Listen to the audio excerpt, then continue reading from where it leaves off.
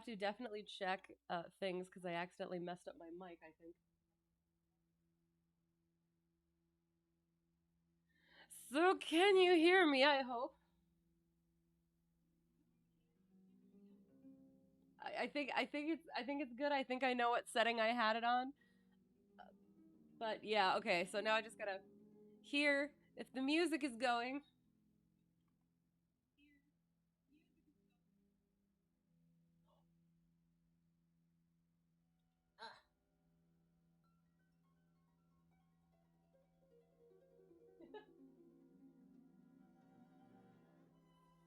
It is okay. I forgot to grab my headphones, so I apologize for that charmingness. Okay. Oh, and I got to follow as I was getting ready with things. So thank you, pair of Salamanca. I appreciate it. I hope you enjoy. Okay, so we're gonna get started. Yes, I was wondering whether I was going to do this or not today. I was supposed to. I was planning on what's the word? Flying. Tonight. However, runway is not currently a-okay, so waiting for next week. So, and then yes, I have much things to do, many things to do before the weekend. But we're gonna do this instead, and I'll just stay up really late, cleaning. So, all right, the Adventures of Sherlock Holmes. It's Sherlock Holmes, and then this section. I'll find the thing here. So we have here our table of contents. So it's the Adventures of Sherlock. Actually, let me actually look. The Complete Sherlock Holmes. We are reading the Complete Sherlock Holmes tonight. We are finishing the Adventures of Sherlock Holmes. So yes, there is still much more Sherlock to be had. But tonight we're finishing a section. So yes, the first one being The Adventure of the Beryl Coronet. I believe beryl is a type of gem and coronet is like a crown, I assume. So, and I apologize in advance. One of the things that I was thinking of not doing tonight was I'm still getting over the cold stuff. So I don't my voice is even more grating than usual, so I apologize about that. But we're going to get through it. Ha. So, The Adventure of the Beryl Coronet. Holmes, said I, as I stood one morning in our bow window, looking down the street. Here is a madman coming along. It seems rather sad that his relatives should allow him to come out alone.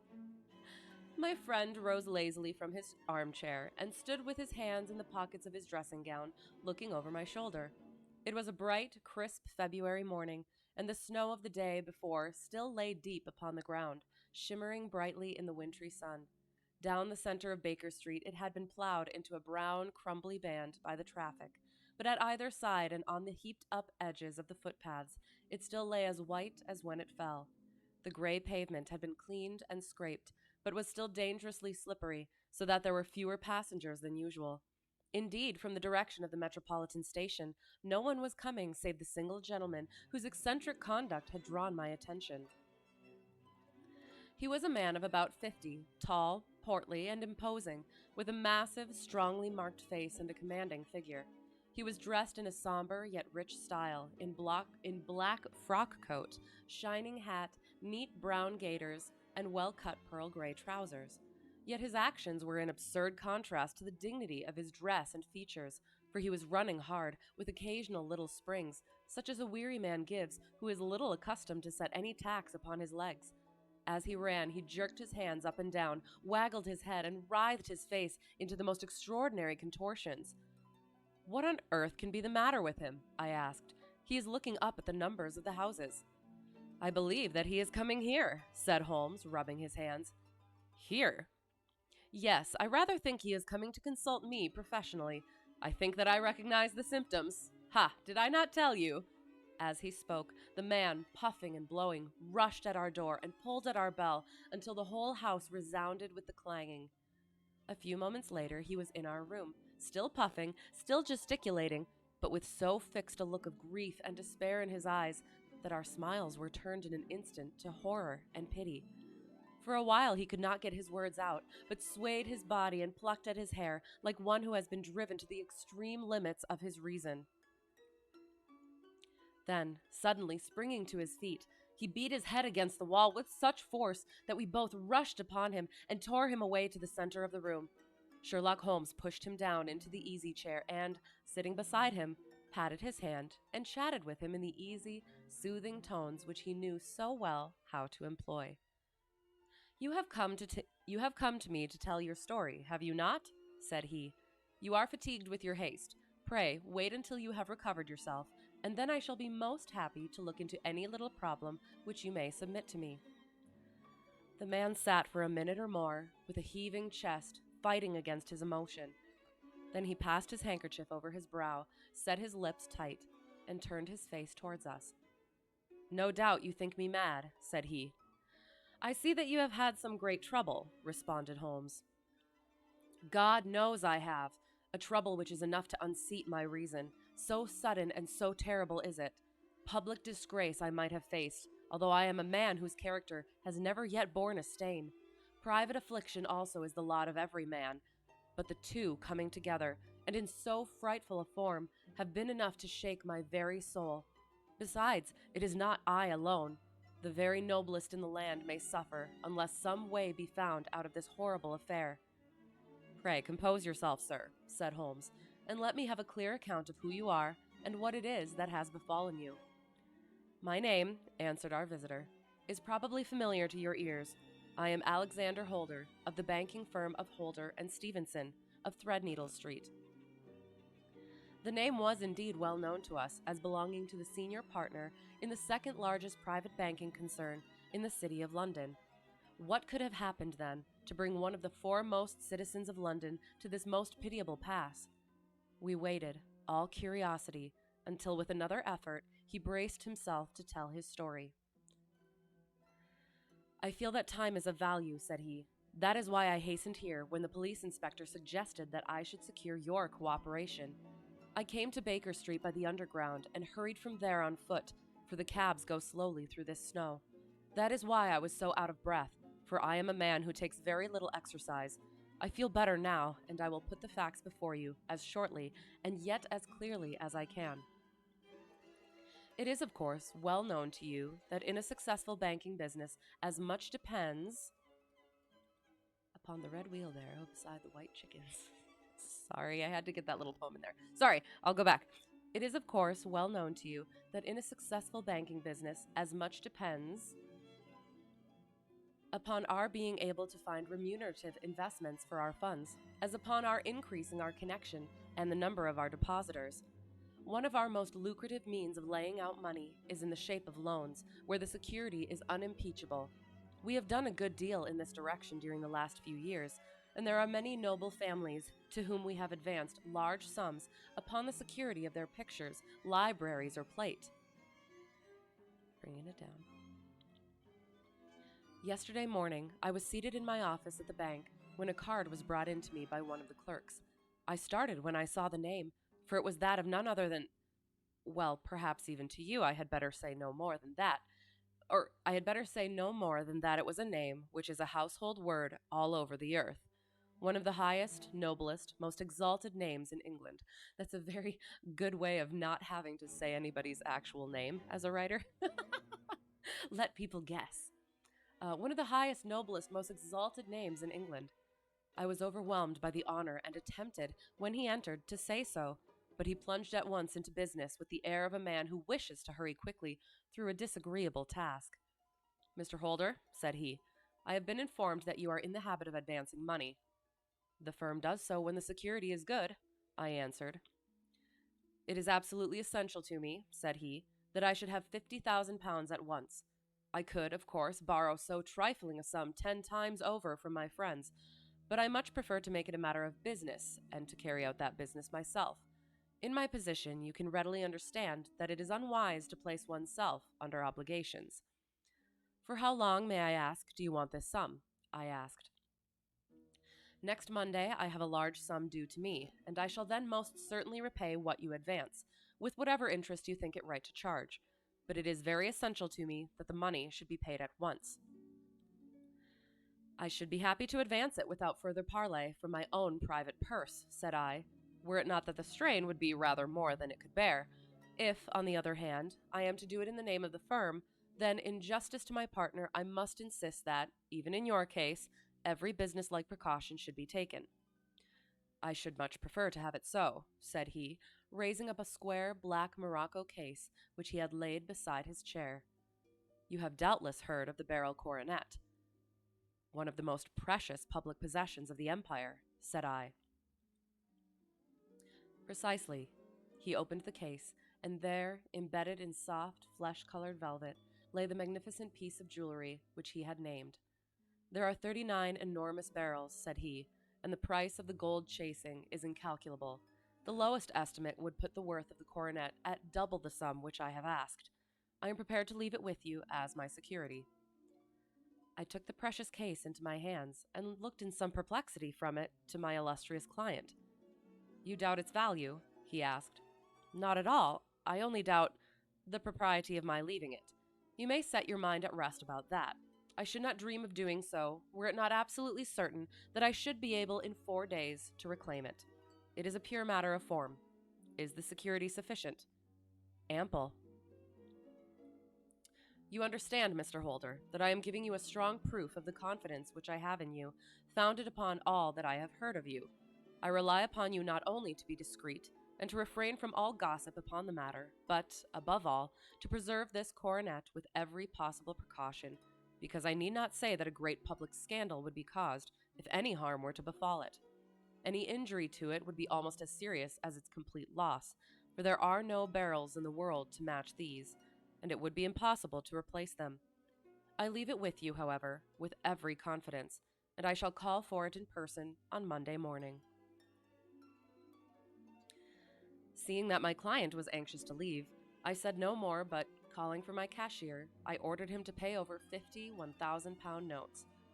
When I was alone once more, however, with the precious case lying upon the table in front of me, I could not but think with some misgivings of the immense responsibility which it entailed upon me.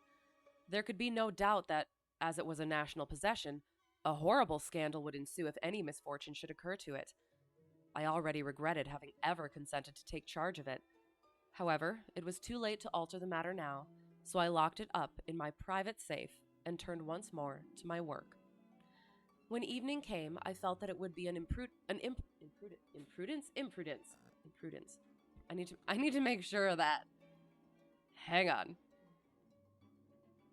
Because I know imprudence. Just one little letter changes everything.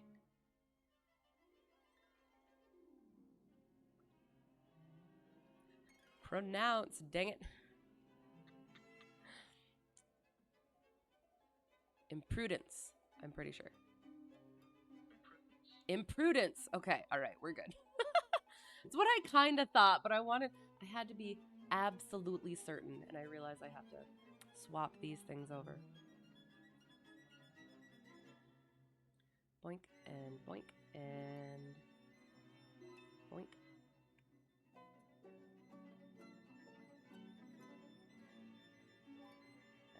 Okay. Hello, how's it going?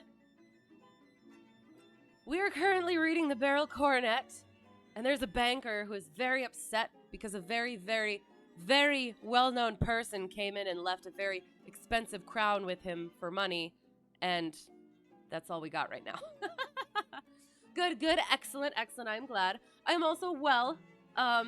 Didn't get to fly today, but that was kind of to be expected. We're gonna try again next week. And yeah, got a lot of stuff to do for the weekend, but we're reading instead. So yes, reading Sherlock is always a good time. So, yeah. So the banker was just telling the story of how the crown was left with him, and he gave over 50,000 pounds for it. And so, yeah, he locked it up in his private safe and turned once more to his work. When evening came, I felt that it would be an imprudence to leave so precious a thing in the office behind me. Bankers' safes had been forced before now, and why should not mine be? If so, how terrible would be the position in which I should find myself. I determined, therefore, that for the next few days I would always carry the case backward and forward with me, so that it might never be really out of my reach. With this intention, I called a cab and drove out to my house at Streatham, carrying the jewel with me. I did not breathe freely until I had taken it upstairs and locked it in the bureau of my dressing room. Was too windy there today too? Dang it! So have you gotten a fly? Do you have plans? Did you have plans and they were thwarted?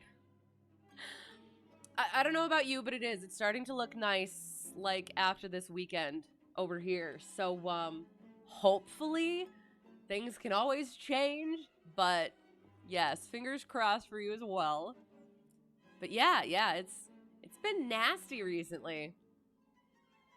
And now a word as to my household, Mr. Holmes, for I wish you to thoroughly understand the situation. My groom and my page sleep out of the house and may be set aside altogether. I have 3 maid servants who have been with me a number of years and whose absolute reliability is quite above suspicion. Another, Lucy Parr, the second waiting maid, has only been in my service a few months. She came with an excellent character, however, and has always given me satisfaction. She is a very pretty girl and has attracted admirers who have occasionally hung about the place. That is the only drawback which we have found to her, but we believe her to be a thoroughly good girl in every way. You didn't have plans, but was going to go if nice. Right, and like it is. Like, that's the only thing you can do right now.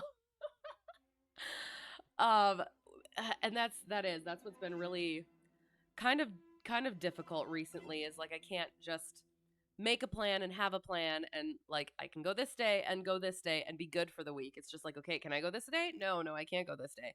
How about this day? No, I can't do that day. And just that like that not knowing and not being able to have something solid. Gusting to 30 miles per hour, but was straight down the runway. So you could probably have made it work. Probably, but also it would have been a learning experience, no doubt. Good Lord. And I mean, I guess, and it could have always shifted too. So, yeah. But could have been fun. Could have been interesting.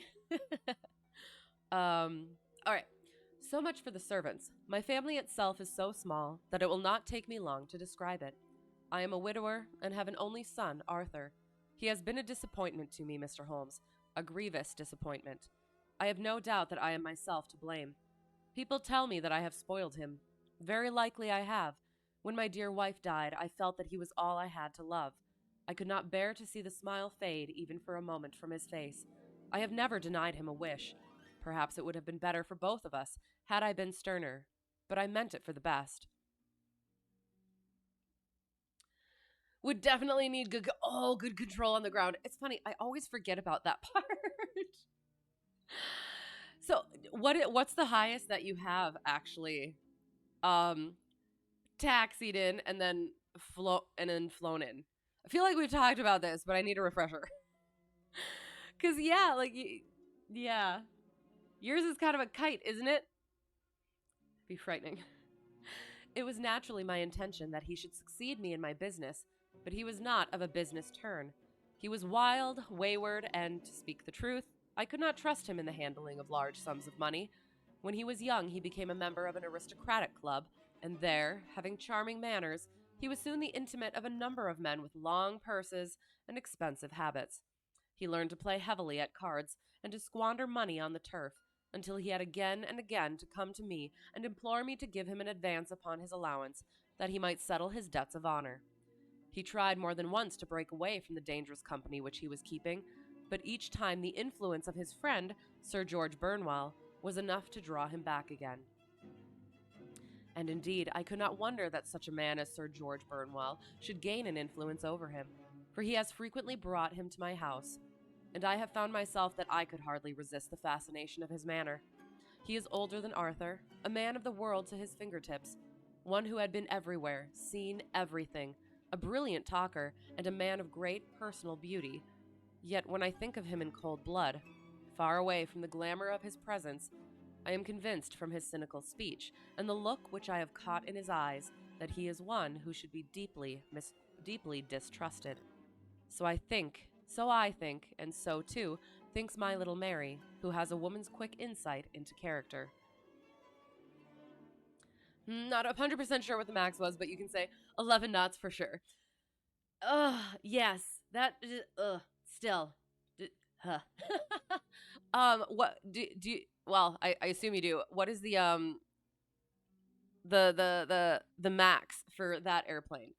I know it's more for a 172. But yeah, that's just 30 sounds just frightening whether or not it's down the runway or whether it's even gusting or not. So it will. We're coming on to summer, spring and then summer. It's going to be better. We'll get there. Yeah. And now there is only she to be described. She is my niece, but when my brother died 5 years ago and left her alone in the world, I adopted her and have looked upon her ever since as my daughter. She is a sunbeam in my house, sweet, loving, beautiful, a wonderful manager and housekeeper, yet as tender and quiet and gentle as a woman could be. She is my right hand. I do not know what I could do without her. In only one matter has she ever gone against my wishes. Twice my boy has asked her to marry him, for he loves her devotedly, but each time she has refused him. I think that if anyone could have drawn him into the right path, it would have been she, and that his marriage might have changed his whole life. But now, alas, it is too late. Forever too late. Now, Mr. Holmes, you know the people who live under my roof, and I shall continue with my miserable story. You don't believe there is a max demonstrated crosswind for the 150? Is that because you just shouldn't? Weird. Interesting. Okay. Well, yes, then definitely better to err on the side of caution. Interesting. Okay. Well, yeah, it is. I hope it is. I hope it's looking the same for you, where it's going to start getting better next week. Yeah. Because it's been so frustrating. And you haven't flown longer than I have. So I feel for you. I absolutely do. When we were taking coffee in the drawing room that night after dinner, I told Arthur and Mary my experience, and of the precious treasure which we had under our roof, suppressing only the name of my client. Lucy Parr, who had brought in the coffee, had, I am sure, left the room. But I cannot swear that the door was closed. Mary and Arthur were much interested, and wished to see the famous coronet, but I thought it better not to disturb it. "Where have you put it?" asked Arthur. "In my own bureau." "Well, I hope to goodness the house won't be burgled during the night," said he. "It is locked up," I answered. "Oh, any old key will fit that bureau. When I was a youngster, I've opened it myself with the key of the box-room cupboard." He often had a wild way of talking, so that I thought little of what he said. He followed me to my room, however, that night, with a very grave face. "Look here, Dad," said he with his eyes cast down. "Can you let me have £200? "No, I cannot," I answered sharply. "I have been far too generous with you in money matters." "You have been very kind," said he, "but I must have this money, or else I can never show my face inside the club again." "And a very good thing, too," I cried. "Yes, but you would not have me leave it a dishonored man," said he. "I could not bear the disgrace. I must raise the money in some way, and if you will not let me have it, then I must try other means." I was very angry, for this was the third demand during the month. "You shall not have a farthing from me," I cried, on which he bowed and left the room without another word. When he was gone, I unlocked my bureau, made sure that my treasure was safe, and locked it again. Then I started to go round the house to see that all was secure, a duty which I usually leave to Mary, but which I thought it well to perform myself that night. As I came down the stairs, I saw Mary herself at the side window of the hall, which she closed and fastened as I approached. "Tell me, Dad," said she, looking, Tell me, Dad," said she, looking, I thought, a little disturbed. "Did you give Lucy, the maid, leave to go out tonight?" "Certainly not." "She came in just now by the back door. I have no doubt that she has only been to the side gate to see someone, but I think that it is hardly safe and should be stopped." "You must speak to her in the morning, or I will if you prefer it. Are you sure that everything is fastened? Quite sure, Dad. Then good night. I kissed her and went up to my bedroom again, where I was soon asleep. I am endeavoring to tell you everything, Mr. Holmes, which may have any bearing upon the case, but I beg that you will question me upon any point which I do not make clear. On the contrary, your statement is singularly lucid. I come to a part of my story now in which I should wish to be particularly so.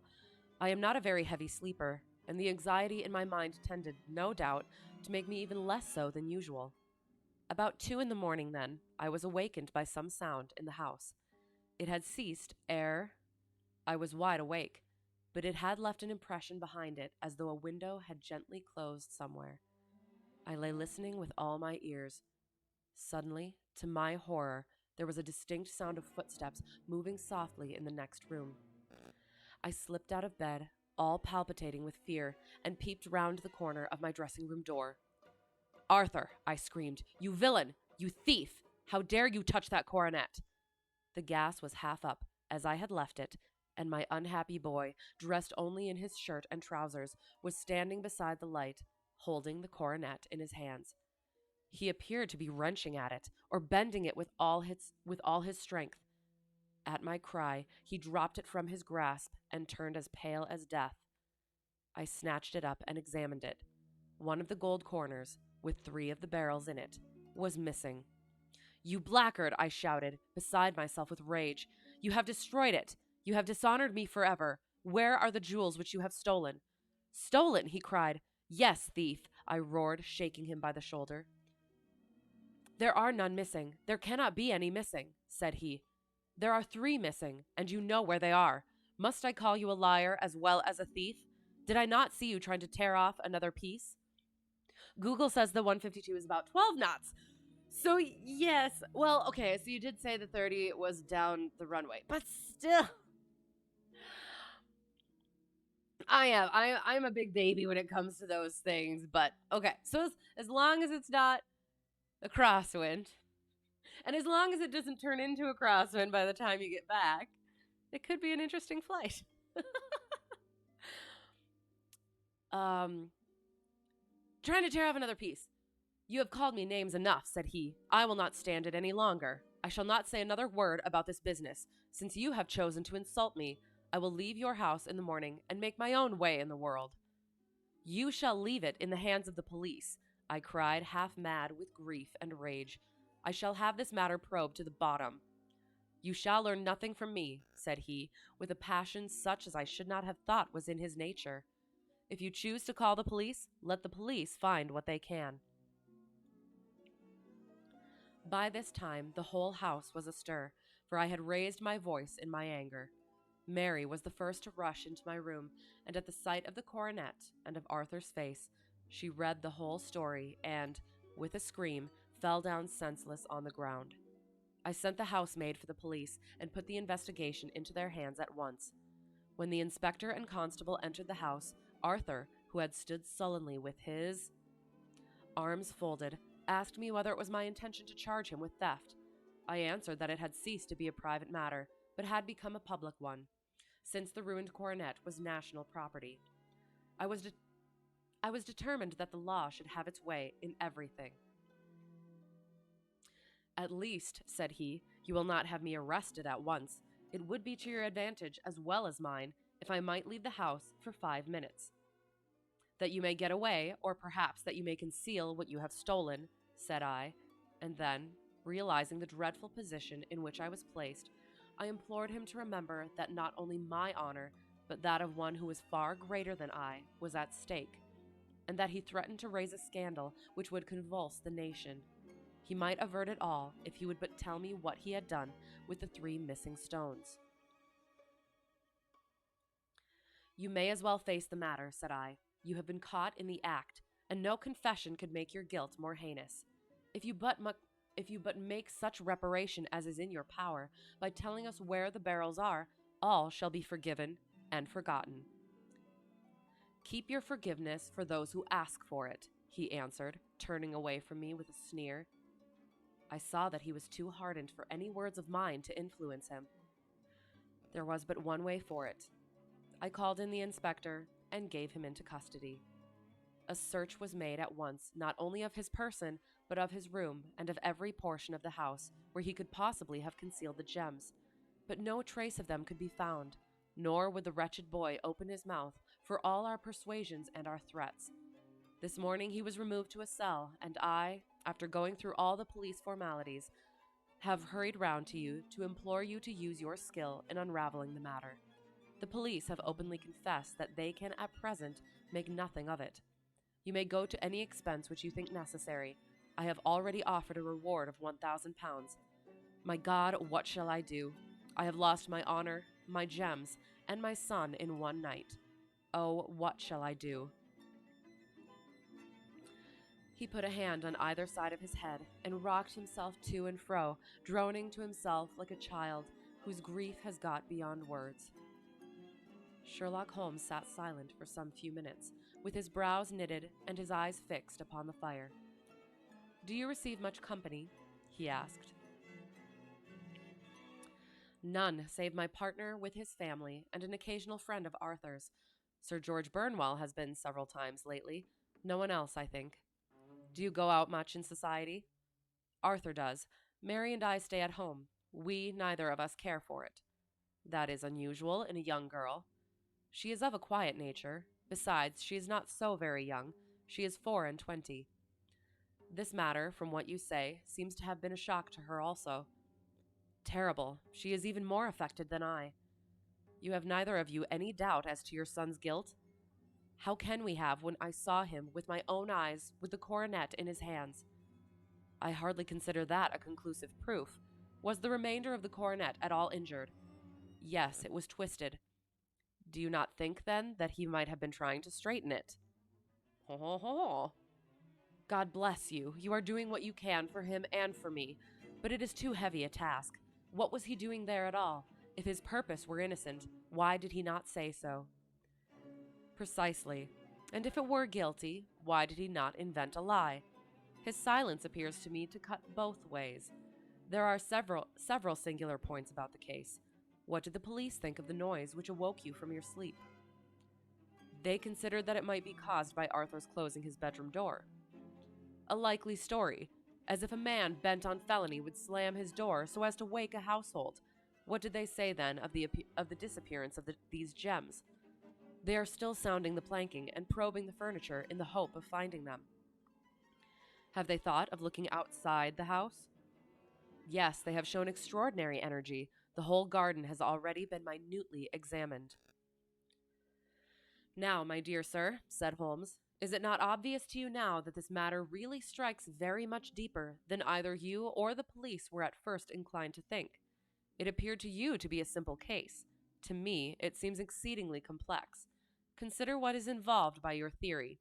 You suppose that your son came down from his bed, went at great risk to your dressing room, opened your bureau, took out your coronet, broke off by main force a small portion of it, went off to some other place, concealed 3 gems out of the 39 with such skill that nobody can find them, and then returned with the other 36 into the room in which he exposed himself to the greatest danger of being discovered.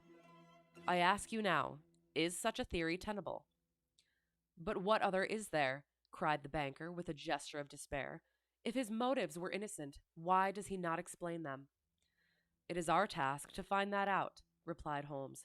"So now, if you please, Mr. Holder, we will set off for Streatham together, and devote an hour to glancing a little more closely into details." "Maybe you'll have to do a night flight when the weather calms down. Definitely. That's my main thing right now, is getting that out. And it is. It's so nice and so pretty and clear. Well, I should say when it's clear. The one thing that I kind of had to remember, which I kept forgetting, is that I need to what's the word? Make sure that the moon is at a decent size, so that I can kind of see. Do you have that issue at all? But yeah, no, I do. I enjoy the night flights. I'm still getting used to it. So yeah, we'll get there, kind of maybe. My friend insisted upon my accompanying them in their expedition, which I was eager enough to do, for my curiosity and sympathy were deeply stirred by the story to which we had listened. I confess that the guilt of the banker's son appeared to me to be as obvious as it did to his unhappy father.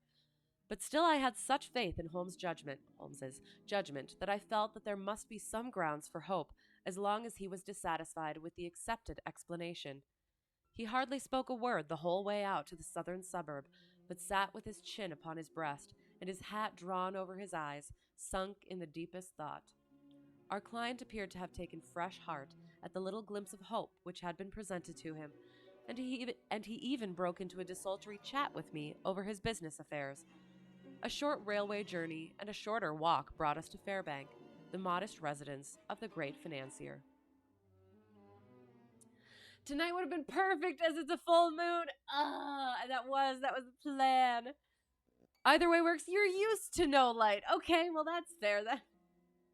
I will. I'll have to one of the things is the other 172 that's most similar to the one that I fly in real life is over at my commercial instructor's home airport, or it's from there, but it gets maintenance over at my home airport.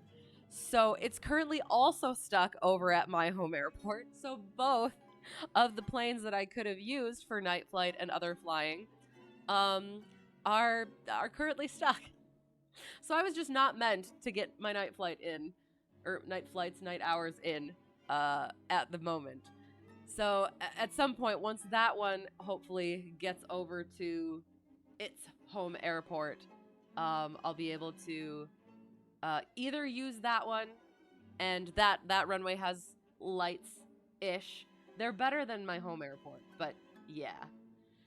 But by that point, then my home airport is probably good enough to use that instead. So, you installed some nice Wheelan LED lights, which help. Nice. Are they brighter than the other ones? Because yeah, that would probably be nice and helpful. It would also be helpful probably if I could actually use the landing light and not just the taxi light. But also you do what you do. But nice. I'm glad that works out for you then. Because yeah, it is. It's so gorgeous at night. And it's so nice and free of traffic. Fairbank was a good-sized square house of white stone, standing back a little from the road. A double carriage sweep with a snow-clad lawn stretched down in front to two large iron gates which closed the entrance. On the right side was a small wooden thicket which led into a narrow path between two neat hedges stretching from the road to the kitchen door and forming the tradesman's entrance.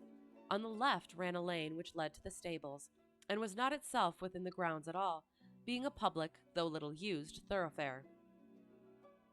Holmes left us standing at the door and walked slowly all round the house, across the front, down the tradesman's path, and so round by the garden behind onto the stable lane. So long was he that Mr. Holder and I went into the dining room and waited by the fire until he should return. We were sitting there in silence when the door opened and a young lady came in. She was rather above the middle height, slim, with dark hair and eyes, which seemed the darker against the absolute pallor of her skin. I do not think that I have ever seen such deadly paleness in a woman's face. Her lips, too, were bloodless, but her eyes were flushed with crying. As she swept silently into the room, she impressed me with a greater sense of grief than the banker had done in the morning, and it was the more striking in her as she was evidently a woman of strong character, with immense capacity for self-restraint. Disregarding my presence, she went straight to her uncle and passed her hand over his head with a sweet, womanly caress. "You have given orders that Arthur should be liberated, have you not, Dad?" she asked. No, my girl. The matter must be probed to the bottom." "But I am so sure that he is innocent. You know what a woman's instincts are. I know that he has done no harm, and that you will be sorry for having acted so harshly." "Why is he silent, then, if he is innocent?" "Who knows? Perhaps because he was so angry that you should suspect him." "How could I help suspecting him when I actually saw him with the coronet in his hand?" You think so? They also draw way less power, so you don't have to worry about draining the battery while taxiing. That is also fair. I don't think about those things. I need to start flying in different conditions more. Interesting. Well, yes, that is nice. So you chose to get that done. Was there anything that made you decide specifically to do that, or it was just one of those, it's time sort of situations? Oh, but he had only picked it up to look at it. Oh, do take my word for it that he is innocent. Let the matter drop and say no more. It is so dreadful to think of our dear Arthur in prison. I shall never let it drop until the gems are found. Never, Mary. Your affection for Arthur blinds you as to the awful consequences to me. Far from hushing the thing up, I have brought a gentleman down from London to inquire more deeply into it. This gentleman? She asked, facing round to me. No, his friend.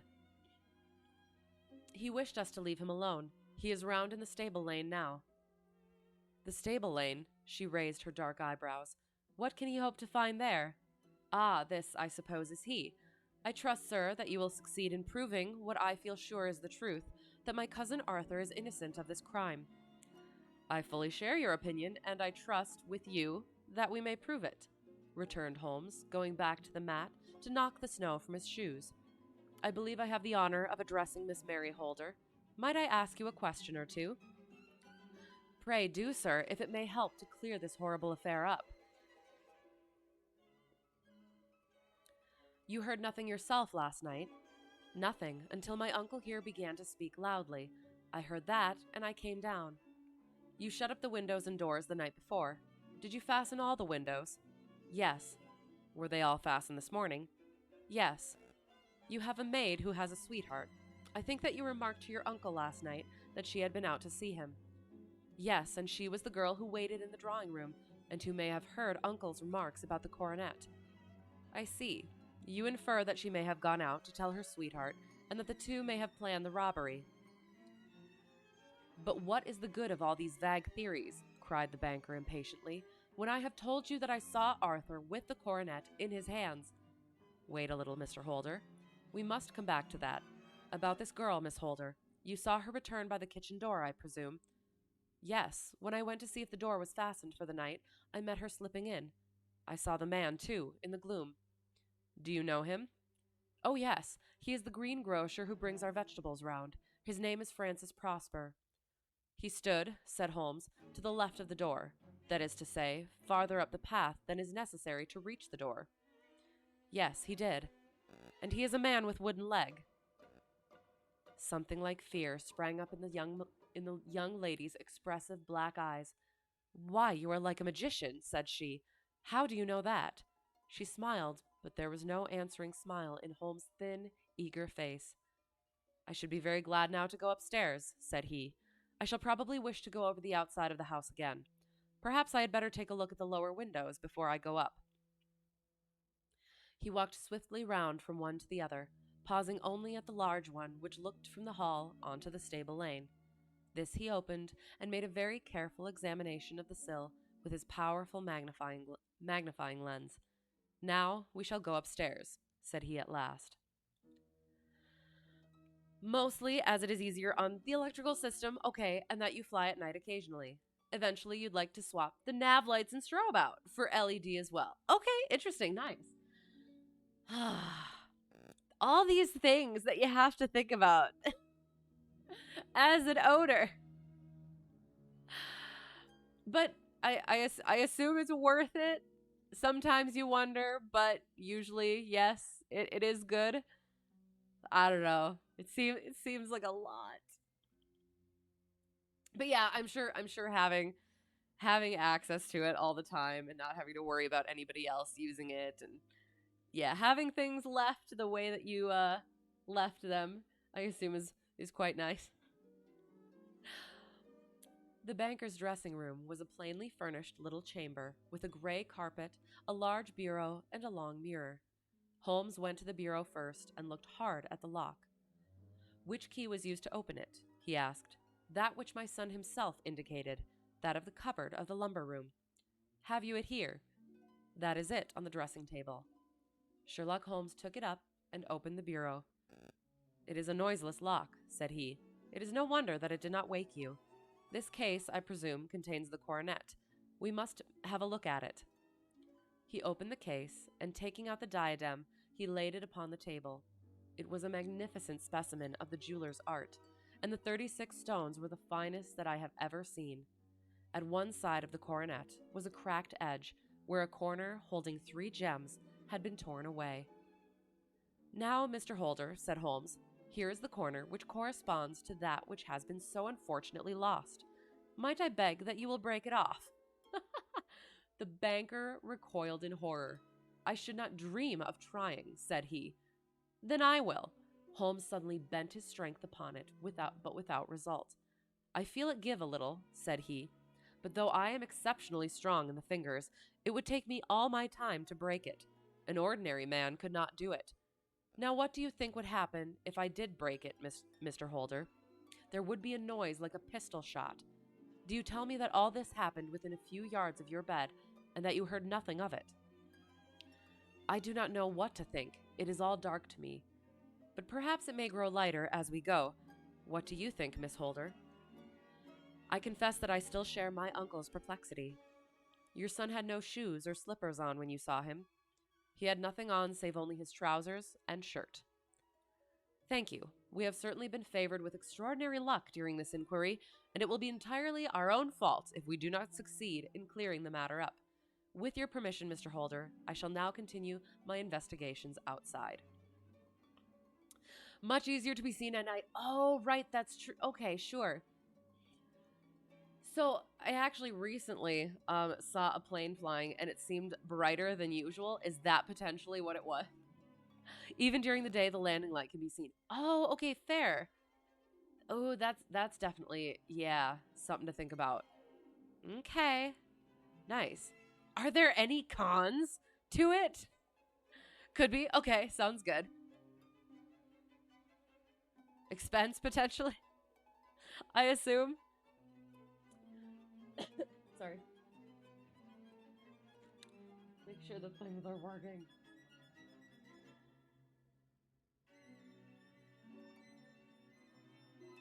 Excellent. Cost. Okay, sounds good. That's fair.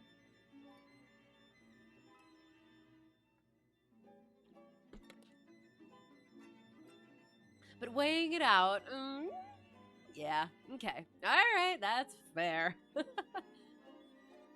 there's also that possibility that as time passes, they will come down in cost. I hope. I hope. That would be nice. He went alone at his own request, for he explained that any unnecessary footmarks might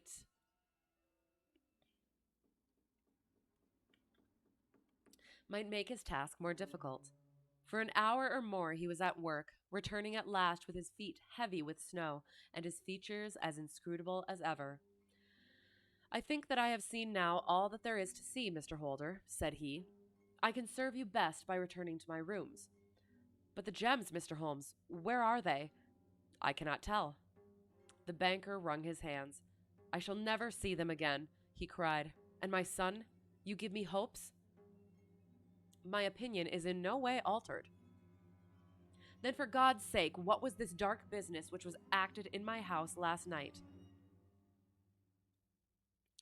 "If you can call upon me at my Baker Street rooms tomorrow morning between 9 and 10, I shall be happy to do what I can to make it clearer. I understand that you give me carte blanche to act for you, provided only that I get back the gems, and that you place no limit on the sum I may draw." "I would give my fortune to have them back." "Very good. I shall look into the matter between this and then. Goodbye. It is just possible that I may have to come over here again before evening." You'd like to think that, but anything for certified planes rarely come down in price. Okay, I guess that's something that I don't know as a person who doesn't own a plane. Actually, you think they've gone up? Why? That's horrible. You can't just do that. Or maybe they can, perhaps. They have a proper reason, but boo. Okay. Dang. All right.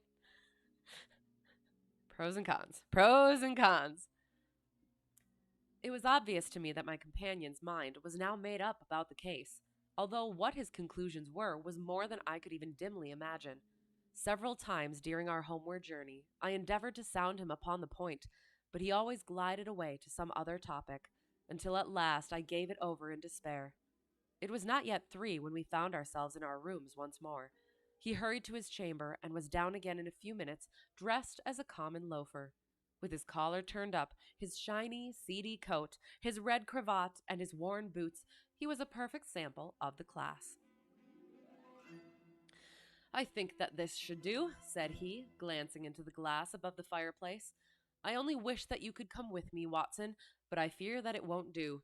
I may be on the trail in this matter, or I may be following a will-o'-the-wisp, but I shall soon know which it is. I hope that I may be back in a few hours. He cut a slice of beef from the joint upon the sideboard, sandwiched it between 2 rounds of bread, and thrusting this rude meal into his pocket, he started off upon his expedition. And now I'm wondering, did sandwich, the food, come before the actual word sandwiched? Or like the verb sandwich?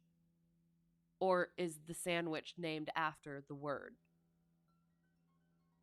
I'm really curious now.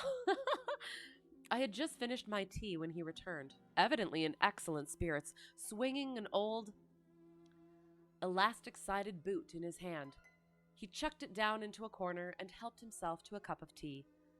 I only looked in as I passed, said he. I am going right on. Where to? Oh, to the other side of the West End. It may be some time before I get back. Don't wait up for me in case I should be late. How are you getting on? Oh, so. Nothing to complain of. I have been out to Streatham since I saw you last, but I did not call at the house.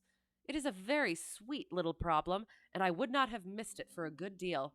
However, I must not sit gossiping here, but must get these disreputable clothes off and return to my highly respectable self. I could see by his manner that he had stronger reasons for satisfaction than his words alone would imply. His eyes twinkled, and there was even a touch of color upon his sallow cheeks. He hastened upstairs, and a few minutes later I heard the slam of the hall door, which told me that he was off once more upon his congenial hunt. What does the boot mean? Elastic-sided boot. Okay. I waited until midnight, but there was no sign of his return, so I retired to my room. It was no uncommon thing for him to be away for days and nights on end when he was hot upon a scent, so that his lateness caused me no surprise. I do not know at what hour he came in, but when I came down to breakfast in the morning, there he was with a cup of coffee in one hand and the paper in the other, as fresh and trim as possible. You will excuse my beginning without you, Watson, said he, but you remember that our client has rather an early appointment this morning. Why, it is after 9 now, I answered. I should not be surprised if that were he. I thought I heard a ring. It was indeed our friend the financier. Financier? I can't remember.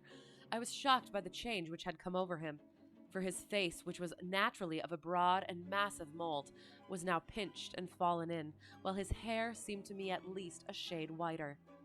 He entered with a weariness and lethargy which was even more painful than his violence of the morning before, and he dropped heavily into the armchair which I pushed forward for him. I do not know what I have done to be so severely tried, said he. Only 2 days ago I was a happy and prosperous man without a care in the world. Now I am left to a lonely and dishonored age. One sorrow comes close upon the heels of another. My niece, Mary, has deserted me. Deserted you? Yes, her bed this morning had not been slept in. Her room was empty, and a note for me lay upon the hall table. I had said to her last night, in sorrow and not in anger, that if she had married my boy, all might have been well with him. Perhaps it was thoughtless of me to say so. It is to that remark that she refers in this note. My dearest uncle, I feel that I have brought trouble upon you, and that if I had acted differently, this terrible misfortune might never have occurred. I cannot with this thought in mind ever again be happy under your roof, and I feel that I must leave you forever. Do not worry about my future, for that is provided for. And, above all, do not search for me, for it will be fruitless labor and an ill service to me. In life or in death, I am ever your loving Mary. What could she mean by that note, Mr. Holmes? Do you think it points to suicide? No, no, nothing of the kind. It is perhaps the best possible solution. I trust, Mr. Holder, that you are nearing the end of your troubles. Ha, you say so. You have heard something, Mr. Holmes. You have heard something. Where are the gems? You would not think £1,000 a piece. £1,000 a piece? Sorry, an excessive sum for them. I would pay 10. That would be unnecessary. 3,000 will cover the matter, and there is a little reward, I fancy. Have you your checkbook? Here is a pen. Better make it out for £4,000. With a dazed face, the banker made out the required check. Holmes walked over to his desk, took out a little triangular piece of gold with 3 gems in it, and threw it down upon the table. With a shriek of joy, our client clutched it up. You have it, he gasped. I am saved! I am saved! The reaction of joy was as passionate as his grief had been, and he hugged his recovered gems to his bosom. Would be about $1,200 to go all LED. Oh, okay. Not counting the taxi landing lights. Oh, okay. Yeah. Costs, benefits. A little more cost than benefit, it sounds like. Someday. Sounds like a plan. It'll get there eventually. Gosh, yeah. I've heard bits and pieces and different stories about different pieces and stuff, but yeah, it's like it's so much. It's so much. There's one other thing you owe, Mr. Holder, said Sherlock Holmes rather sternly. Oh, he caught up a pen. Name the sum and I will pay it. No, the debt is not to me. You owe a very humble apology to that noble lad, your son, who has carried himself in this matter as I should be proud to see my own son do, should I ever chance to have one. That it was not Arthur who took them. I told you yesterday, and I repeat today, that it was not. You are sure of it? Then let us hurry to him at once to let him know that the truth is known. He knows it already. When I had cleared it all up, I had an interview with him, and finding that he would not tell me the story, I told it to him, on which he had to confess that I was right, and to add the very few details which were not yet quite clear to me. Your news of this morning, however, may open his lips. For heaven's sake, tell me then, what is this extraordinary mystery? I will do so, and I will show you the steps by which I reached it. And let me say to you first that which it is hardest for me to say, and for you to hear. There has been an understanding between Sir George Burnwell and your niece, Mary. Dun, dun, dun! They have now fled together. My Mary! Impossible! It is unfortunately more than possible. It is certain.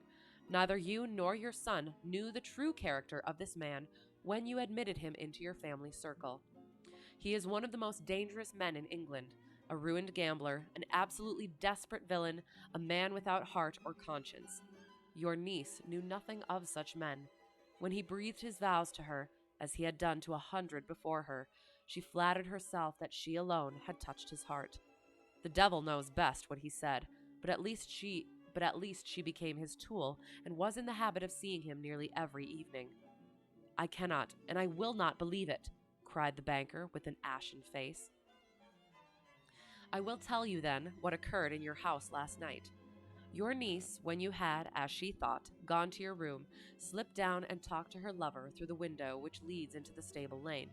His footmarks had pressed right through the snow, so long had he stood there. She told him of the coronet. His wicked lust for gold kindled at the news, and he bent her to his will. I have no doubt that she loved you, but there are women in whom the love of a lover extinguishes all other loves, and I think that she must have been one. She had hardly listened to his instructions when she saw you coming downstairs, on which she closed the window rapidly and told you about one of the servants' escapade with her wooden-legged lover, which was all perfectly true. It is on the list, but not a priority. Okay, that's fair. What is next on the list? Have you gotten the avionics? I can't remember if you have yet. I keep asking, but hello, how is it going? We're currently reading The Adventure of the Beryl Coronet. We're almost at the end, so spoilers. We are learning of traitorisms, which is a word if it's not already. It is one now. Um, and misplaced trustings, which is also a word now. Not yet. Radio is next. Okay. All right. Sounds good. And do you have leads at all? Do you have possibilities? I hope. Sorry. Your boy Arthur went to bed after his interview with you, but he slept badly on account of his uneasiness about his club debts. In the middle of the night, he heard a soft tread pass his door, so he rose and, looking out, was surprised to see his cousin walking very stealthily along the passage until she disappeared into your dressing room. Petrified with astonishment, the lad slipped on some clothes and waited there in the dark to see what would come of this strange affair.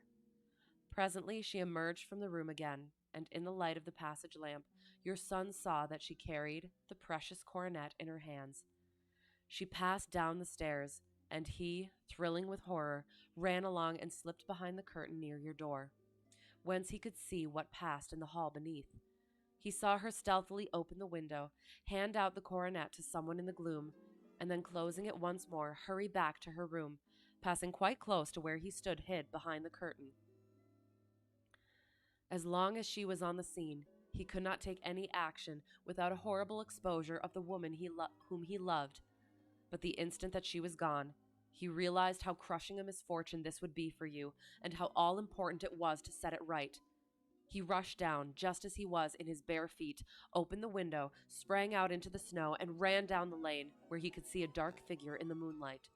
Sir George Burnwell tried to get away, but Arthur caught him, and there was a struggle between them, your lad tugging at one side of the coronet, and his opponent at the other. In the scuffle, your son struck Sir George and cut him over the eye. Then something suddenly snapped, and your son, finding that he had the coronet in his hands, rushed back, closed the window, ascended to your room, and had just observed that the coronet had been twisted in the struggle, and was endeavoring to straighten it, when you appeared upon the scene. "Is it possible?" gasped the banker. You then roused his anger by calling him names at a moment when he felt that he had deserved your warmest thanks. He could not explain the true state of affairs without betraying one who certainly deserved little enough consideration at his hands. He took the more chivalrous view, however, and preserved her secret. "And that was why she shrieked and fainted when she saw the coronet," cried Mr. Holder. "Oh my God, what a blind fool I have been, and his asking to be allowed to go out for 5 minutes. The dear fellow wanted to see if the missing piece were at the scene of the struggle. How cruelly I have misjudged him." Couple shops in mind. Excellent, excellent. One of the things, I guess, one of my instructor's buddies, number one instructor's buddies, he sold his GPS to his buddy, and he was getting it put together. Like he sent it to gave it to a shop, and they were taking care of it. And apparently they messed it up. So unless you're just talking about like buying it from it and then taking it to somebody that you trust. But yeah, that was something that boggled my mind, that somebody like a shop would like go in and mess things that they didn't need to and weren't supposed to. So yes, I do. I hope it goes well, and I hope that you find a good one and for a decent price. So excellent though. "When I arrived at the house," continued Holmes, "I at once went very carefully round it to observe if there were any traces in the snow which might help me. I knew that none had fallen since the evening before, and also that there had been a strong frost to preserve impressions. I passed along the tradesman's path, but found it all trampled down and indistinguishable. Just beyond it, however, at the far side of the kitchen door, a woman had stood and talked with a man, whose round impressions on one side showed that he had a wooden leg. I could even tell that they had been disturbed, for the woman had run back swiftly to the door, as was shown by the deep toe and light heel marks, while Wooden Leg had waited a little, and then had gone away. I thought at the time that this might be the maid and her sweetheart, of whom you had already spoken to me, and inquiry showed it was so. I passed around the garden without seeing anything more than random tracks, which I took to be the police. But when I got into the stable lane, a very long and complex story was written in the snow in front of me. Oops. There was a double line of tracks of a booted man, and a second double line, which I saw with delight, belonged to a man with naked feet. I was at once convinced from what you had told me that the latter was your son. The first had walked both ways, but the other had run swiftly, and as his tread was marked in places over the depression of the boot, it was obvious that he had passed after the other. Ah! I followed them up and found they had led to the hall window, where Boots had worn all the snow away while waiting. Then I walked to the other end, which was 100 yards or more down the lane. I saw where Boots had faced round, where the snow was cut up as though there had been a struggle, and finally, where a few drops of blood had fallen to show me that I was not mistaken. Boots had then run down the lane, and another little smudge of blood showed that it was he who had been hurt. When he came to the high road at the other end, I found that the pavement had been cleared, so there was an end to that clue. Oops. On entering the house, however, I examined, as you remember, the sill and framework of the hall window with my lens, and I could at once see that someone had passed out. I could distinguish the outline of an instep where the wet foot had been placed in coming in. I was then beginning to be able to form an opinion as to what had occurred. A man had waited outside the window. Someone had brought the gems. The deed had been overseen by your son. He had pursued the thief, had struggled with him. They had each tugged at the coronet, their united strength causing injuries which neither alone could have effected. He had returned with the prize, but had left a fragment in the grasp of his opponent. So far I was clear. The question now was, who was the man, and who was it brought him the coronet? Oh, here it is. It is an old maxim of mine that when you have excluded the impossible, whatever remains, however improbable, must be the truth. Ding, ding, ding. Now, I knew that it was not you who had brought it down, so there only remained your niece and the maids. But if it were the maids, why should your son allow himself to be accused in their place? There could be no possible reason. As he loved his cousin, however, there was an excellent explanation why he should retain her secret. The more so as the secret was a disgraceful one. When I remembered that you had seen her at that window, and how she had fainted on seeing the coronet again, my conjecture became a certainty. And who could it be who was her confederate? A lover, evidently, for who else could outweigh the love and gratitude which she must feel to you? I knew that you went out little, and that your circle of friends was a very limited one, but among them was Sir George Burnwell. I had heard of him before as being a man of evil reputation among women. It must have been he who wore those boots and retained the missing gems. Even though he knew that Arthur had discovered him, he might still flatter himself that he was safe, for the lad could not say a word without compromising his own family. Well, your own good sense will suggest what measures I took next.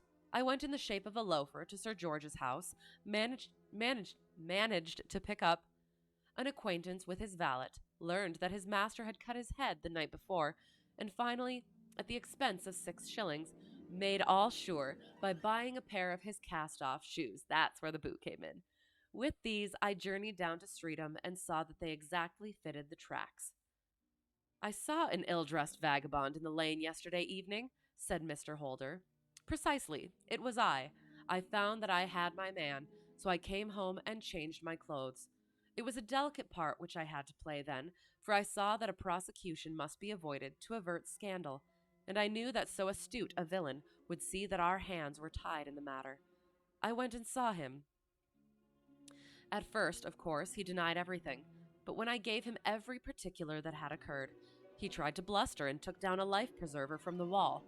I knew my man, however, and I clapped a pistol to his head before he could strike. Then he became a little more reasonable. I told him that we would give him a price for the stones he held, £1,000 apiece. That brought out the first signs of grief that he had shown. "Why, dash it all," said he, "I've let them go at 600 for the 3." I soon managed to get the address of the receiver who had them, on promising him that there would be no prosecution.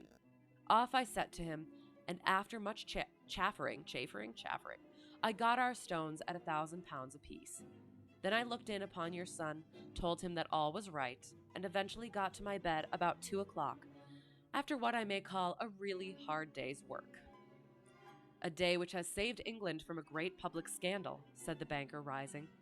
Sir, I cannot find words to thank you, but you shall not find me ungrateful for what you have done.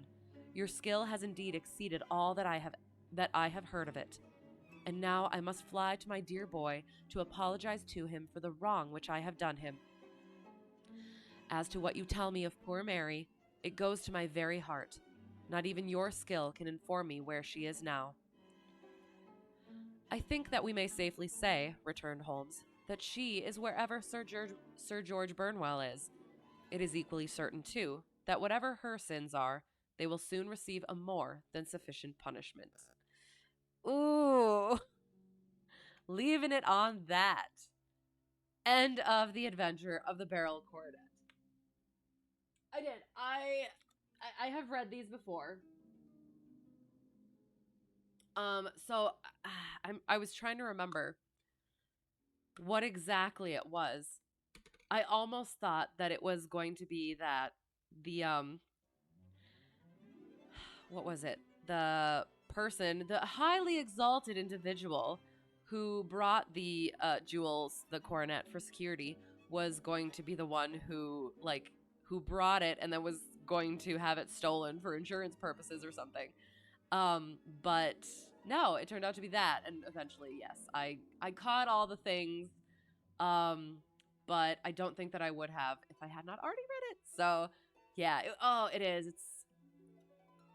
I do like all the different sorts of characters, whatever kind of person they are. It's incredibly well written in that way. It doesn't. No type of person is too good or too bad. You get quite the variety. So, yeah, it's a good one. It was a good one. And I'm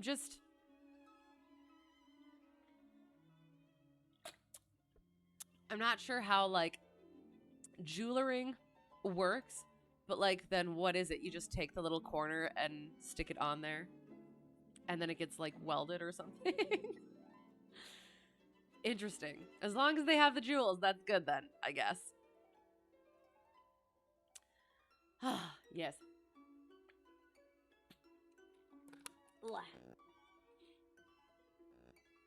Make sure the things are working sufficiently. It appears they are so. Perfect.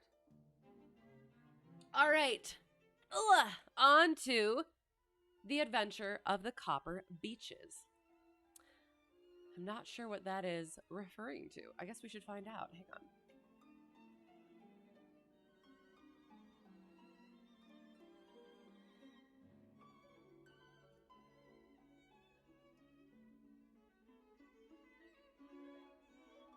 Copper Beeches. Oops. Breeches. No, not those beaches. Beeches. Beach. 2 E's, thanks. There.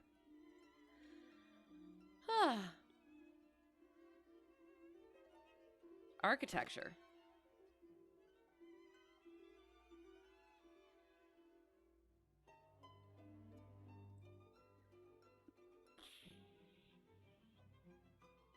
How about let's just see what beaches are? Or, wait, copper beeches define, haha.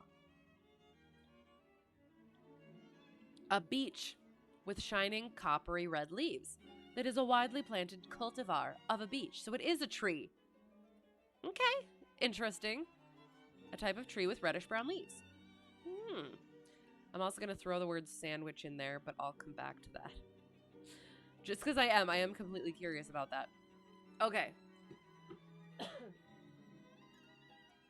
Haha, I'm still alive. Yes, I am still alive. We have one more story to get through. So hello. Congrats again, by the way. Glad you got through that. And yes, we're just starting the next Sherlock story. We just read The Adventure of the Coral Baronet, the Beryl Coronet. So stolen treasures and such, and this one is apparently about trees. So, thank you, Stoke, for the solo. Yes, excellent. Do you know when you're going to? I hope soon. Get it done with quickly. So yeah. So the Adventure of the Copper Beeches, we have looked it up. Apparently, it is a tree. We will find out whether or not that is actually the case.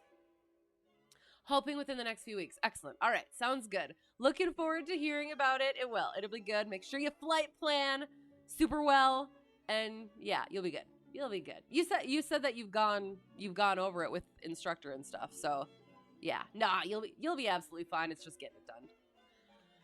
Okay, The Adventure of the Copper Beeches.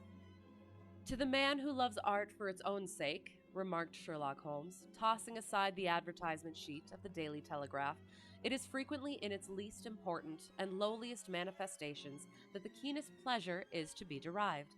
It is pleasant to me to observe, Watson, that you have so far grasped this truth that in these little records of our cases, which you have been good enough to draw up and, I am bound to say, occasionally to embellish, you have given prominence not so much to the many causes célèbres, brain, brain cases, I assume-ish, and sensational trials in which I have figured, but rather to those incidents which may, not, you have given prominence, not, yeah, we'll Google it, sorry, causes célèbres.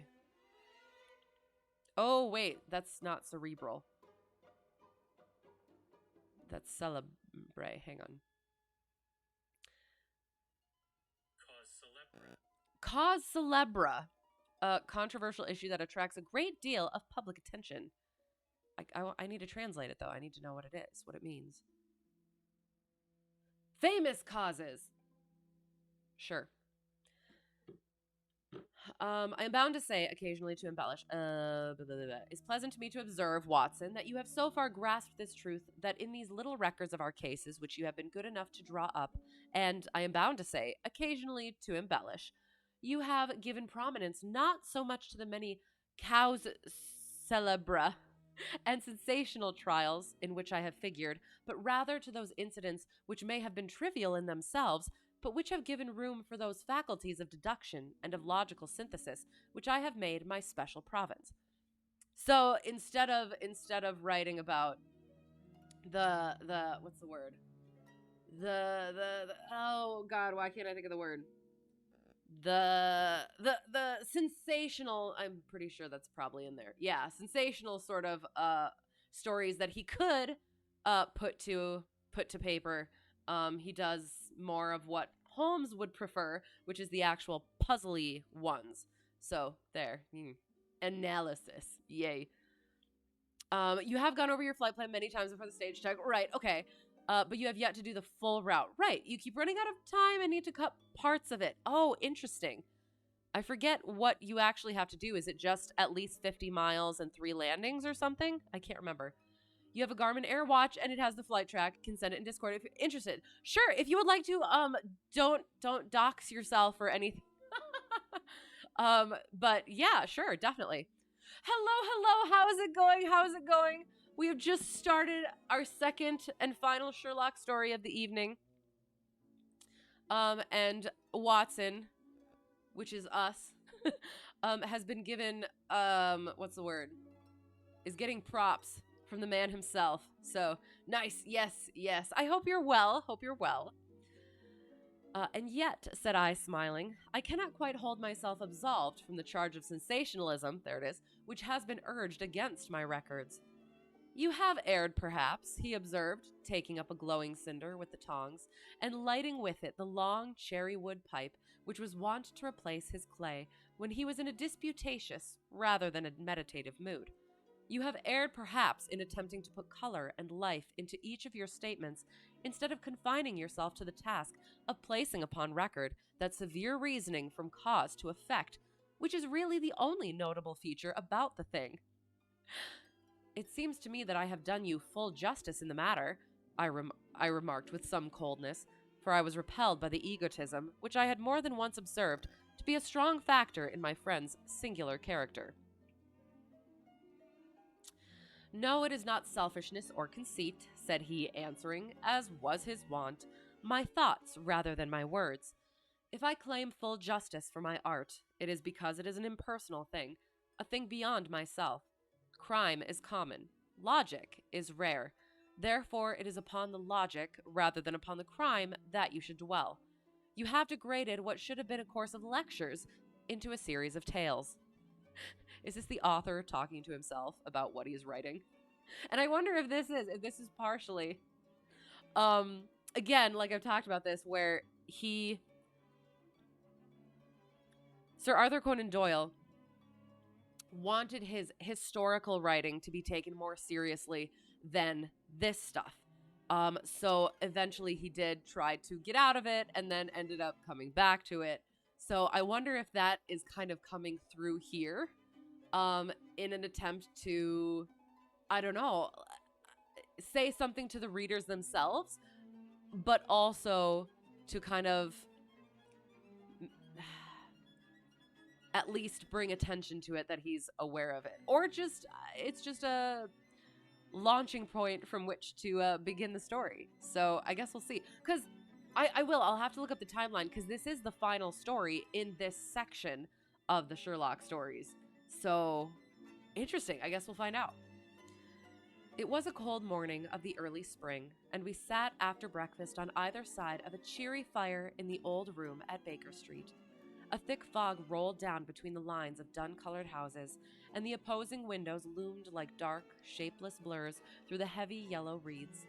Our gas was lit and shone on the white cloth and glimmer of china and metal, for the table had not been cleared yet. Sherlock Holmes had been silent all the morning, dipping continuously into the advertisement columns of a succession of papers until at last, having apparently given up his search, he had emerged in no very sweet temper to lecture me upon my literary shortcomings. One solo cross-country flight of 150 nautical miles total distance. That's right, I do remember that now. Thank you.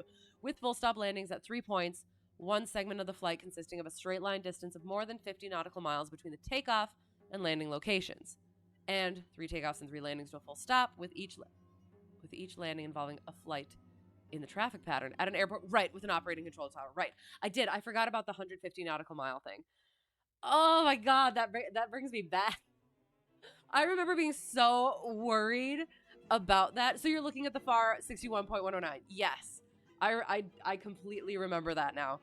I remember being so worried and like anxiously texting my instructor and stuff, and he's like, you're fine, you're gonna be fine. I'm just like, okay, but it's so scary. And it's like, now I've flown over 250 nautical miles. Like, yeah, so it's remember these moments, because it's fun to look back on. And I completely forgot about that. So you do, you pass on to things, you get to new things, and yeah, we'll have to remember that again for instructor purposes eventually. Nice, though. Okay, thank you for that.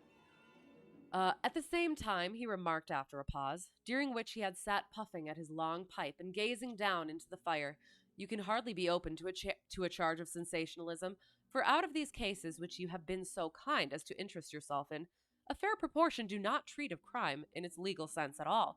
The small matter in which I endeavored to help the King of Bohemia, the singular experience of Miss Mary Sutherland, the problem connected with the man with the twisted lip, and the incident of the noble bachelor were all matters which are outside the pale of the law.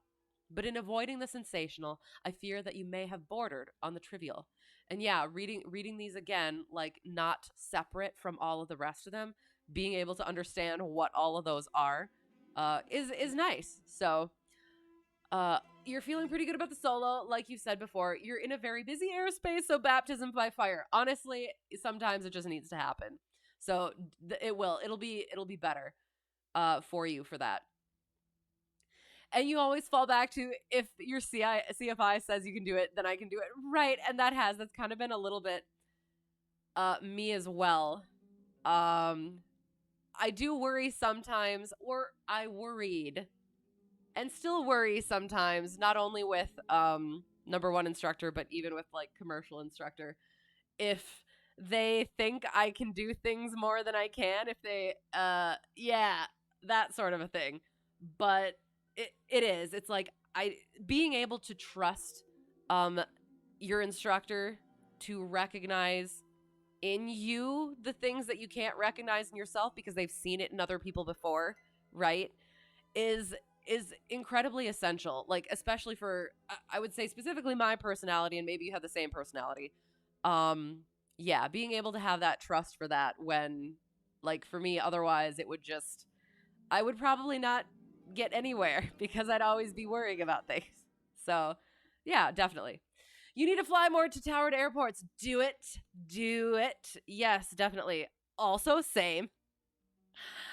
I definitely should, but it is. It's one of those things where, like, I'm working so singularly hyper focused on like the commercial check ride, and then I'll be working on like instructor stuff and beyond that, that it's like I don't often give myself a chance to just kind of go out and really just expand those, that comfort zone.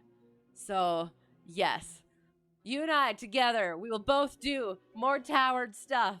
We're gonna do it. We'll hold each other accountable. Yes, it'll work. You're the opposite. You need to fly more to more non-towered airports, and that I absolutely wholeheartedly agree with. Fly to more non-towered airports. It's a lot of fun. I really enjoy doing it. Yes. Do it, do it, do it, do it, do it.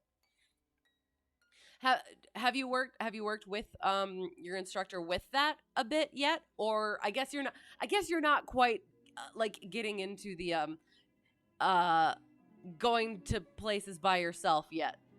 Right? Yes, kind of. So that'll come. That'll definitely come. Okay. Fear border on the trivial. The end may have been so, I answered, but the methods I hold to have been novel and of interest. Sorry. The end may have been so, I answered, but the methods I hold to have been novel and of interest. Okay. Psh, my dear fellow, what do the public, the great, unobservant public, who could hardly tell a weaver by his tooth or a compositor by his left thumb, care about the finer shades of analysis and deduction? I feel like that's like put directly to the reader. That is an insult directly to the reader. But indeed, if you are trivial, I cannot blame you, for the days of the great cases are past. Man, or at least criminal man, has lost all enterprise and originality. As to my own little practice, it seems to be degenerating into an agency for recovering lost lead pencils and giving advice to young ladies from boarding schools. I think that I have touched bottom at last, however. This note I had this morning marks my 0 point, I fancy. Read it. He tossed a crumpled letter across to me. It was dated from Montague Place upon the preceding evening, and ran thus. Dear Mr. Holmes, I am very anxious to consult you as to whether I should or should not accept a situation which has been offered to me as governess. I shall call at 10:30 tomorrow, if I do not inconvenience you. Yours faithfully, Violet Hunter. Oh, sorry. Ah, no. Where did it go? Sorry. Do you know the lady? I asked. Not I. It is 10:30 now. Yes, and I have no doubt that is her ring. It may turn out to be of more interest than you think. You remember that affair of the blue carbuncle, which appeared to be a mere whim at first. At first, developed into a serious investigation. It may be so in this case also. Well, let us hope so. But our doubts will very soon be solved, for here, unless I am much mistaken, is the person in question. Yes, you have practiced radios at non-towered, right, but not by yourself, which is different. And there's always new situations that I end up finding myself in. Like, it is. It's once you get it down, it's fairly regimented and everything. But yeah, you end up having to go off script a little bit. So yeah. But it does. Like, you learn to get comfortable with it. You use VATSIM to really focus on your radio calls at non-tower to practice. Sure, and you mean just like kind of going through the motions of it, right? Because there is, once you like add in other people, that's when it starts to get interesting. So yes, definitely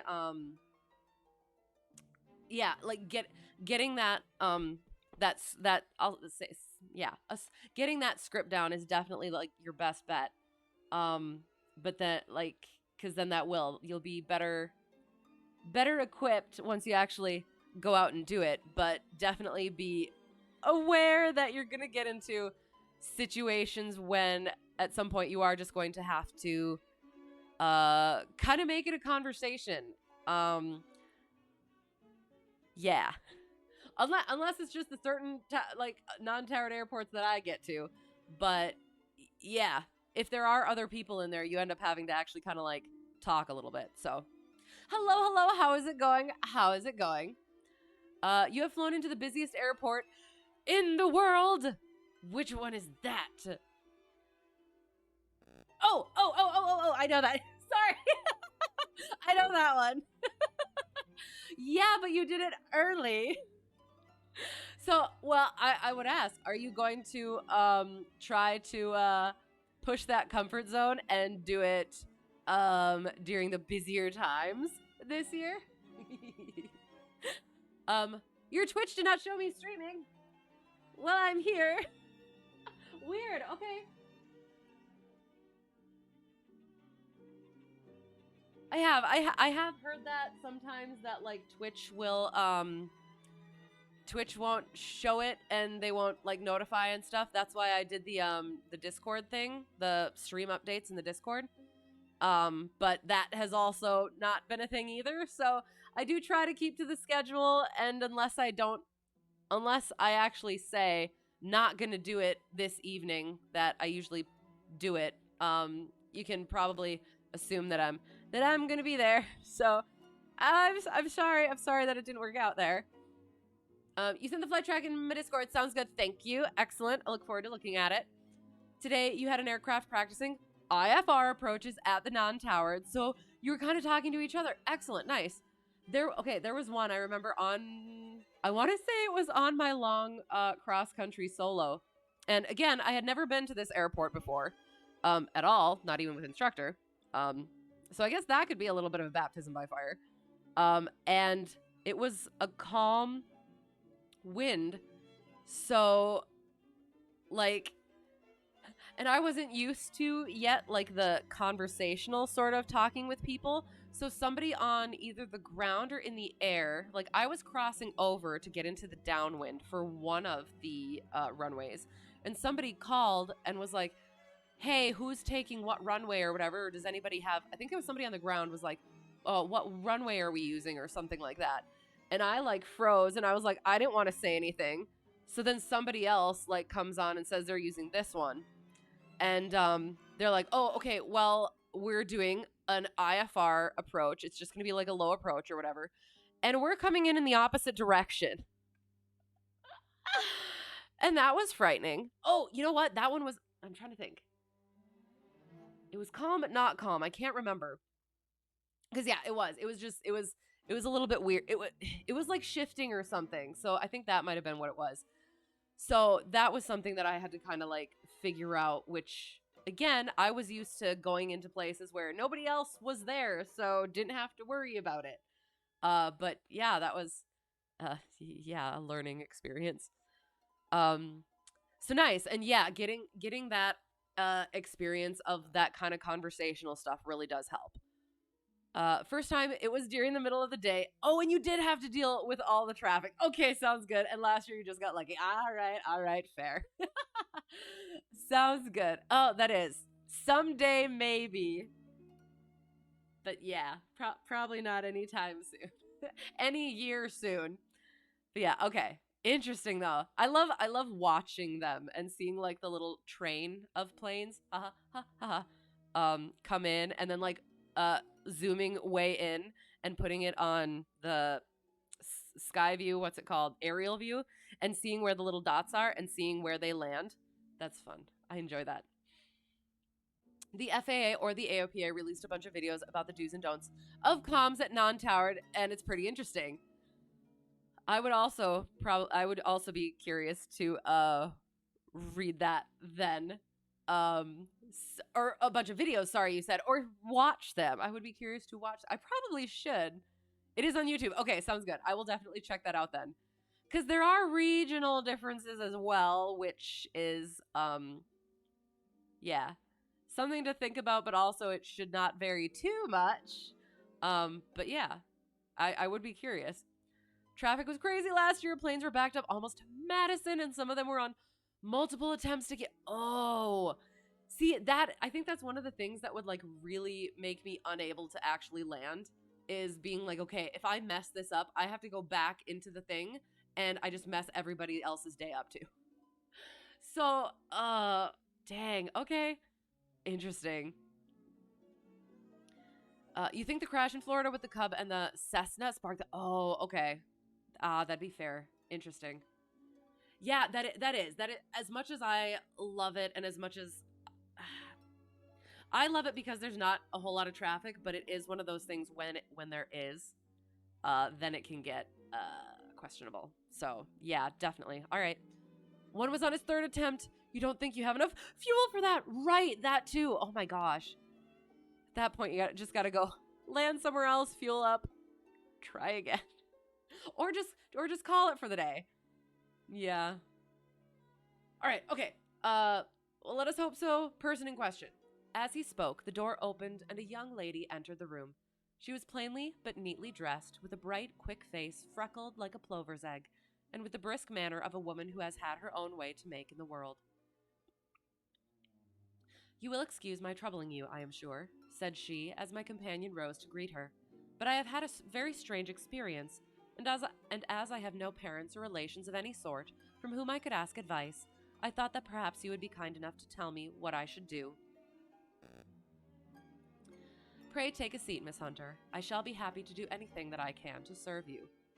I could see that Holmes was favorably impressed by the manner and speech of his new client. He looked her over in his searching fashion, and then composed himself, with his lids drooping and his fingertips together, to listen to her story. I have been a governess for 5 years, said she, in the family of Colonel Spence Monroe, but 2 months ago the colonel received an appointment at Halifax, in Nova Scotia, and took his children over to America with him, so that I found myself without a situation. I advertised and I answered advertisements, but without success.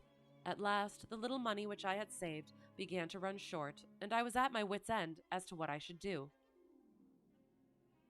There is a well-known agency for governesses in the West End called Westaways, and there I used to call about once a week in order to see whether anything had turned up which might suit me. Westaway was the name of the founder of the business, but it is really managed by Miss Stoper. She sits in her own little office, and the ladies who are seeking employment wait in an anteroom, and are then shown in one by one, when she consults her ledgers and sees whether she has anything which would suit them. Well, when I called last week, I was shown into the little office as usual, but I found that Miss Stoper was not alone. A prodigiously stout man with a very smiling face and a great heavy chin which rolled down in fold upon fold over his throat sat at her elbow with a pair of glasses on his nose, looking very earnestly at the ladies who entered. As I came in, he gave quite a jump in his chair and turned quickly to Miss Stoper. "That will do," said he. "I could not ask for anything better. Capital, capital." He seemed quite enthusiastic and rubbed his hands together in the most genial fashion. He was such a comfortable-looking man that it was quite a pleasure to look at him. "You are looking for a situation, miss?" he asked. "Yes, sir." "As governess?" "Yes, sir." "And what salary do you ask?" "I had £4 a month in my last place with Colonel Spence Monroe." "Oh, tut-tut. We'll just go with tut-tut." "Sweating, rank sweating," he cried, throwing his fat hands out into the air like a man who is in a boiling passion. "How could anyone offer so pitiful a sum to a lady with such attractions and accomplishments?" "My accomplishments, sir, may be less than you imagine," said I. "A little French, a little German, music, and drawing." "Tut-tut," he cried. "This is all quite beside the question. The point is, have you or have you not the bearing and deportment of a lady? There it is in a nutshell. If you have not, you are not fitted for the rearing of a child who may some day play a considerable part in the history of the country." But if you have why, but if you have why, but if you have why, then how could any, sorry, but if you have why, then how, this is such a weirdly constructed bit because of punctuation and commas. But if you have, why then, oh my God, okay. But if you have, why then, how could any gentleman ask you to condescend to accept anything under the 3 figures? There we freaking go, sorry. Your salary with me, madam, would commence at £100 a year. You may imagine, Mr. Holmes, that to me, destitute as I was, such an offer seemed almost too good to be true.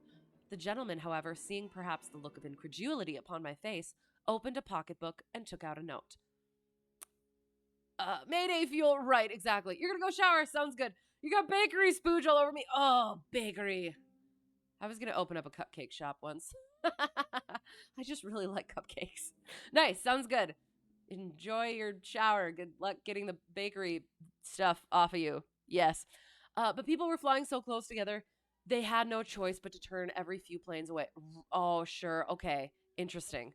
Yeah, like the stuff that has to go into that is just incredible.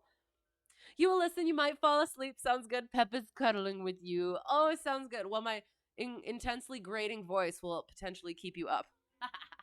I'm still coming off a cold, so I do apologize for that. But yes, definitely, if the pep is cuddling, the sleep comes. So perfectly understandable and reasonable.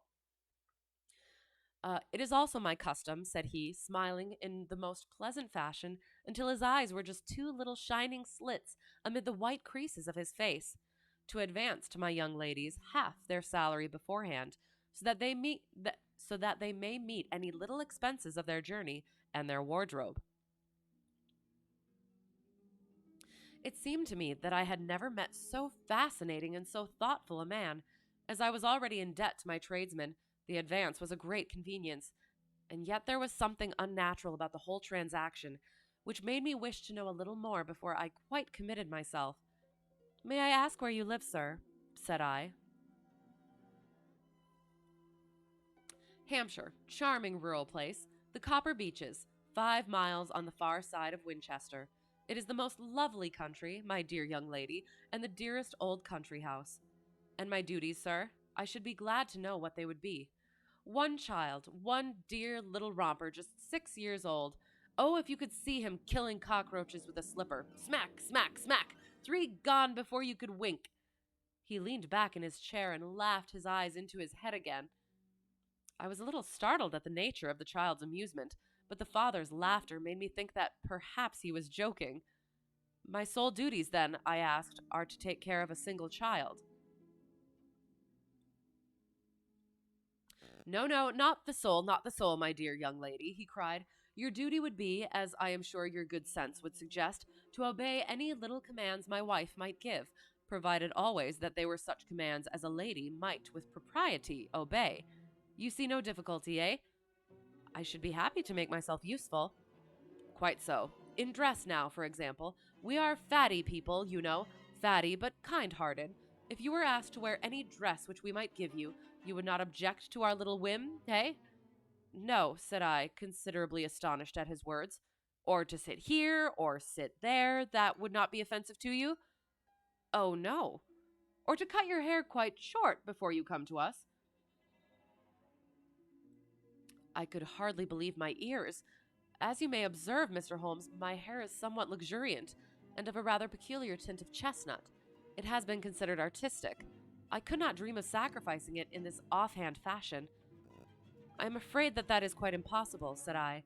He had been watching me eagerly out of his small eyes, and I could see a shadow pass over his face as I spoke. I am afraid that it is quite essential, said he. It is a little fancy of my wife's, and ladies' fancies, you know, madam. Ladies' fancies must be consulted. And so you won't cut your hair? No, sir, I really could not, I answered firmly. Oops. Gosh darn it. Once the weather is better, there's an aviation museum you want to fly to? Excellent. That would be fun. I have thought about that. Haven't gotten around to it. So, have you been there before? Have you gone to other aviation museums in that way? Or would this be your first time flying into one? Ooh, that sounds fun. Ah, very well. Then that quite settles the matter.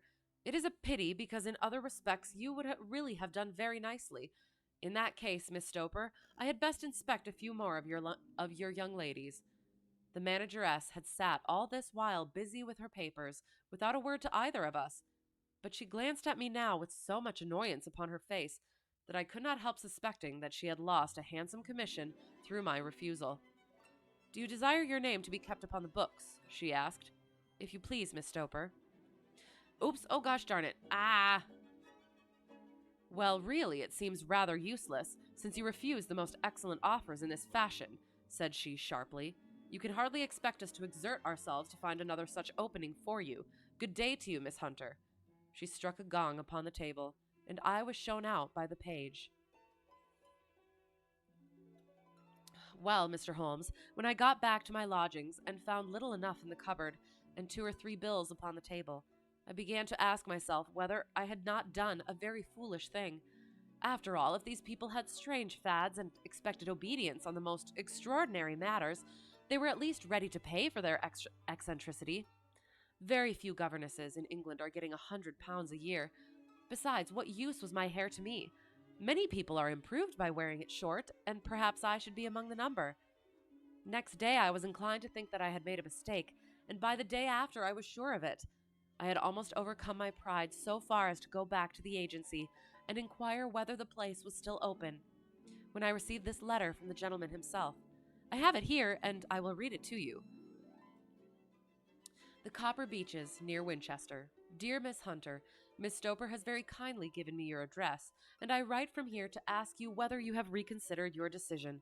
My wife is very anxious that you should come, for she has been much attracted by my description of you.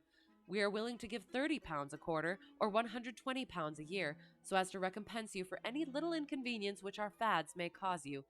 They are not very exacting, after all. My wife is fond of a particular shade of electric blue, and would like you to wear such a dress indoors in the morning.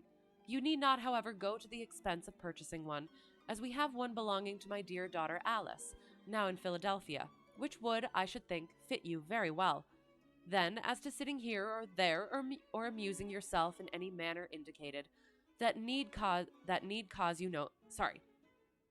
Then, as to sitting here or there, or amusing yourself in any manner indicated, that need cause you no inconvenience. As regards your hair, it is no doubt a pity, especially as I could not help remarking its beauty during our short interview, but I am afraid that I must remain firm upon this point, and I only hope that the increased salary may recompense you for the loss. Your duties, as far as the child is concerned, are very light. Now do try to come, and I shall meet you with the dog-cart at Winchester. Let me know your train. Yours faithfully, Jeffro Rewcastle. You have been to the airport before, but before there was a museum. Oh, so fair. I don't want to say something that might be doxing or anything. I guess I would kind of assume that it's fairly recent, although I guess.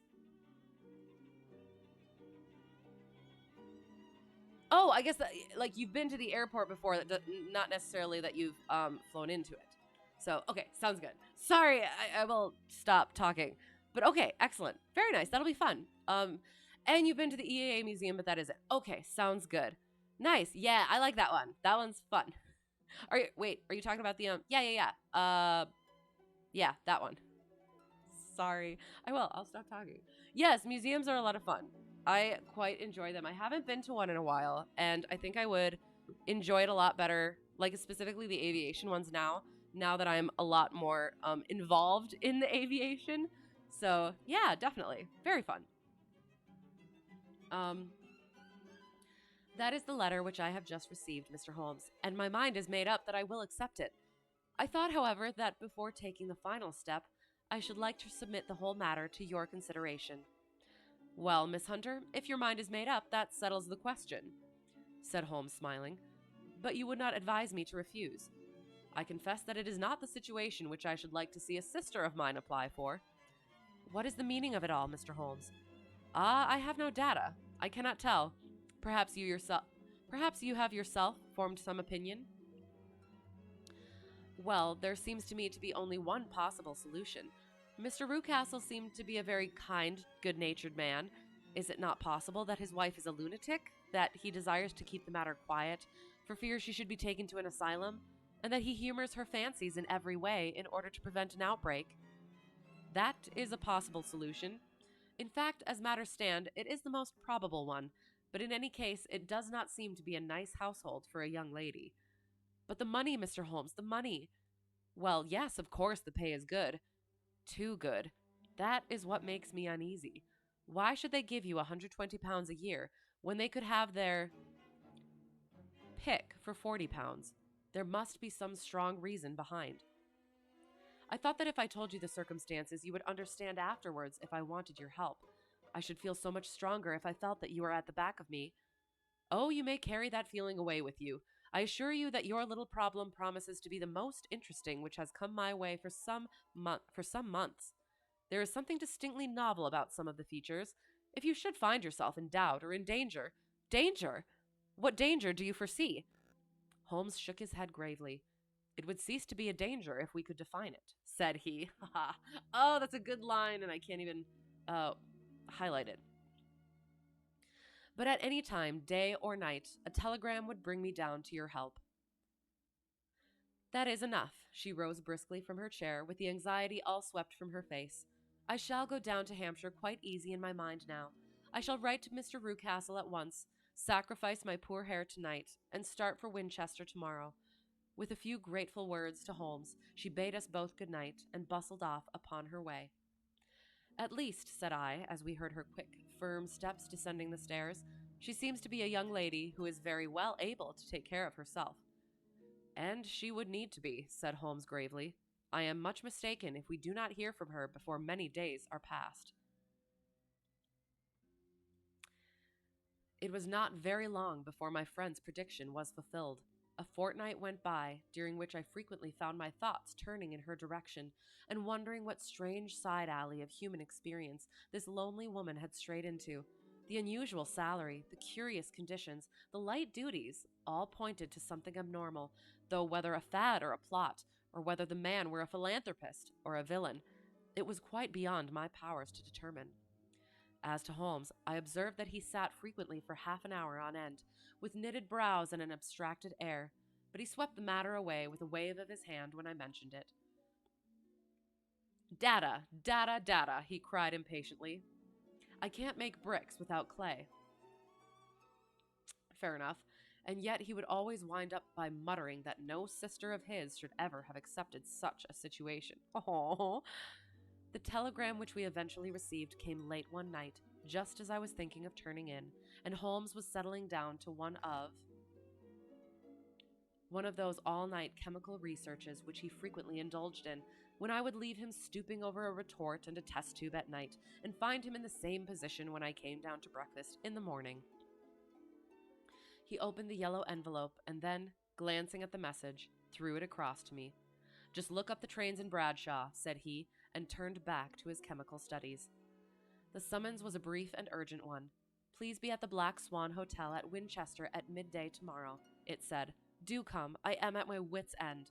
Hunter. Will you come with me? Asked Holmes, glancing up. I should wish to. Just look it up then. There is a train at 9:30, said I, glancing over my Bradshaw. It is due at Winchester at 11:30. That will do very nicely. Then perhaps I had better postpone my analysis of the acetones, as we may need to be at our best in the morning. You're back. Did you miss me? Of course we missed you. If I'm interested, you can throw up the points that the Czech airman dinged you on. Yes, sure. I would be curious as well if you're okay with. Again, just for like the analytical sort of bit of it, because Lord knows that I have had my own missteps along the way. So yeah, definitely. From student to student, I would be curious. It is a fine learning experience. Curious to see what I think. Sure, sounds good. Okay. Absolutely. Okay. By 11 o'clock the next day, we were well upon our way to the old English capital. Holmes had been buried in the morning papers all the way down, but after we had passed the Hampshire border, he threw them down and began to admire the scenery. It was an ideal spring day, a light blue sky flecked with little fleecy white clouds drifting across from west to east. The sun was shining very brightly, and yet there was an exhilarating nip in the air which set an edge to a man's energy. All over the countryside, away to the rolling hills around Aldershot, the little red and gray roofs of the farmsteadings peeped out from amid the light green of the new foliage. Are they not fresh and beautiful? I cried with all the enthusiasm of a man fresh from the fogs of Baker Street. But Holmes shook his head gravely. Do you know, Watson, said he, that it is one of the curses of a mind with a turn like mine that I must look at everything with reference to my own special subject. You look at these scattered houses and you are impressed by their beauty. I look at them, and the only thought which comes to me is a feeling of their isolation and of the impunity with which crime may be committed there. He's fun at parties. Good heavens, I cried. Who would associate crime with these dear old homesteads? They always fill me with a certain horror. It is my belief, Watson, founded upon my experience, that the lowest and vilest alleys in London do not present a more dreadful record of sin than does the smiling and beautiful countryside. You horrify me, but the reason is very obvious. The pressure of public opinion can do in the town what the law cannot accomplish. There is no lane so vile that the scream of a tortured child or the thud of a drunkard's blow does not beget sympathy and indignation among the neighbors, and then the whole machinery of justice is ever so close that a word of complaint can set it going, and there is but a step between the crime and the dock. But look at these lonely houses, each in its own fields, filled for the most part with poor, ignorant folk who know little of the law. Think of the deeds of hellish cruelty, the hidden wickedness which may go on, year in, year out, in such places, and none the wiser. Had this lady, who appeals to us for help, gone to live in Winchester, I should never have had a fear for her.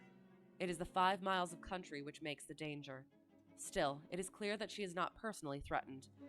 No, if she can come to Winchester to meet us, she can get away. Quite so. She has her freedom. What can be the matter, then? Can you suggest no explanation?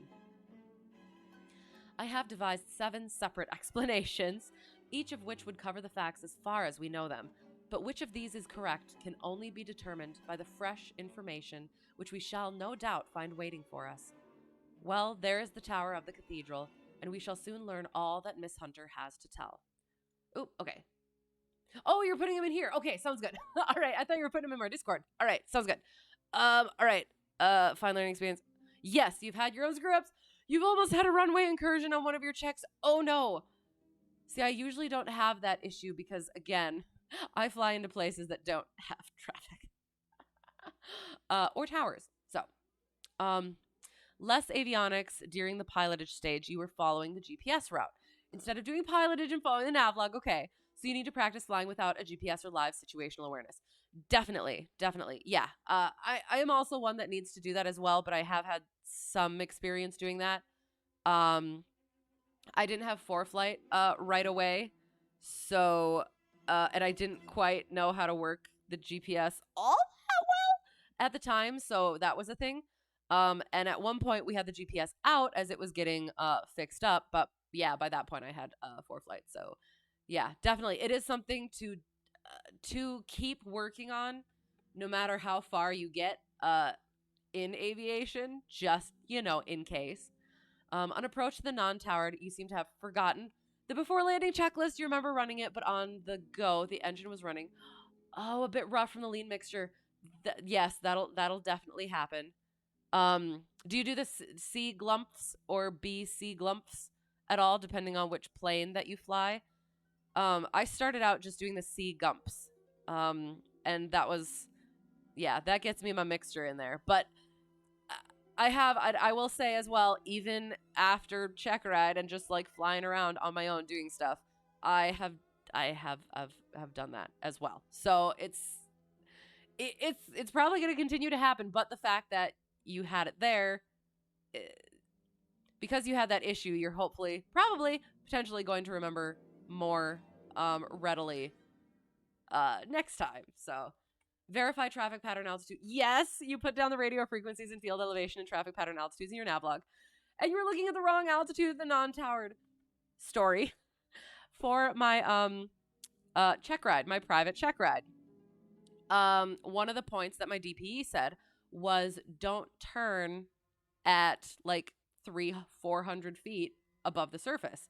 And I was like, I never turn at 400 feet above this, or I think it was like 300 feet above the surface. Cause I think it was like 400 feet is what I usually did. Cause that's what I learned because IFR and stuff. But that was before it was weird. But so it was like 300 feet above the surface. Don't do that. And I was like, I never do that. But oh, okay, sure. Turns out that I completely forgot to take into account the slightly higher elevation at his home airport. So, yes, same. Just a reminder, you don't need to call your location each time you're handed off to a different frequency. On flight following, right. So that's when you do the flight following, it's basically just Cessna Hotel Tree 1 Delta 1 altitude, and that's it. Yes, correct? Yeah, pretty sure. So yeah, no, I've had that question before. And I think even recently, because I just don't use flight following, where it's just like, and I don't have to say where I am, right? And then my instructor's always like, no, you don't have to say where you are. So it is definite, just general student moments. And you never used a GPS during your training? I bet that was incredibly helpful down the road. And just in general. So yeah, I do. I want to start. That's one of the things I want to start doing is I want to start going to new airports and just really getting comfortable with different procedures, even if they are non-towered. And with that, doing it completely pilotage / navlog and dead reckoning and stuff like that. So that's the hope at some point, but we'll see when that works. Your timer is still running? So I still do that as well from your flight. Yep, absolutely. You have a G1000 in your aircraft, so it's hard. Yes, that would be an issue. Yeah, and I would suggest if they have one in the fleet that doesn't have that stuff, if you can find like a steam gauge, or ask your instructor if they know anybody who flies a steam gauge or if they know other instructors that fly not like just to like kind of get into different sorts of aircraft, different sorts of avionics, because that has been one of the big things for me that I have had to kind of get into, is when I've started getting to different aircraft. They're always different, even if they're somewhat the same. They're arranged slightly differently. The visual is slightly different, and then if there's a higher form of avionics, and then there's no form of avionics. So yeah. Oh, the 172 out of my commercial instructor's home airport does not have a GPS, and we ended up doing a practice approach into a towered airport with that, and that was interesting. I had kind of done something like that before because when I was starting my instrument training, the owner had to get the GPS fixed, so it was completely just taken out, but we had the other nav that was just with the dial and no GPS. So we were able to do like the ILS. I think it was just the localizer actually. But yeah, so definitely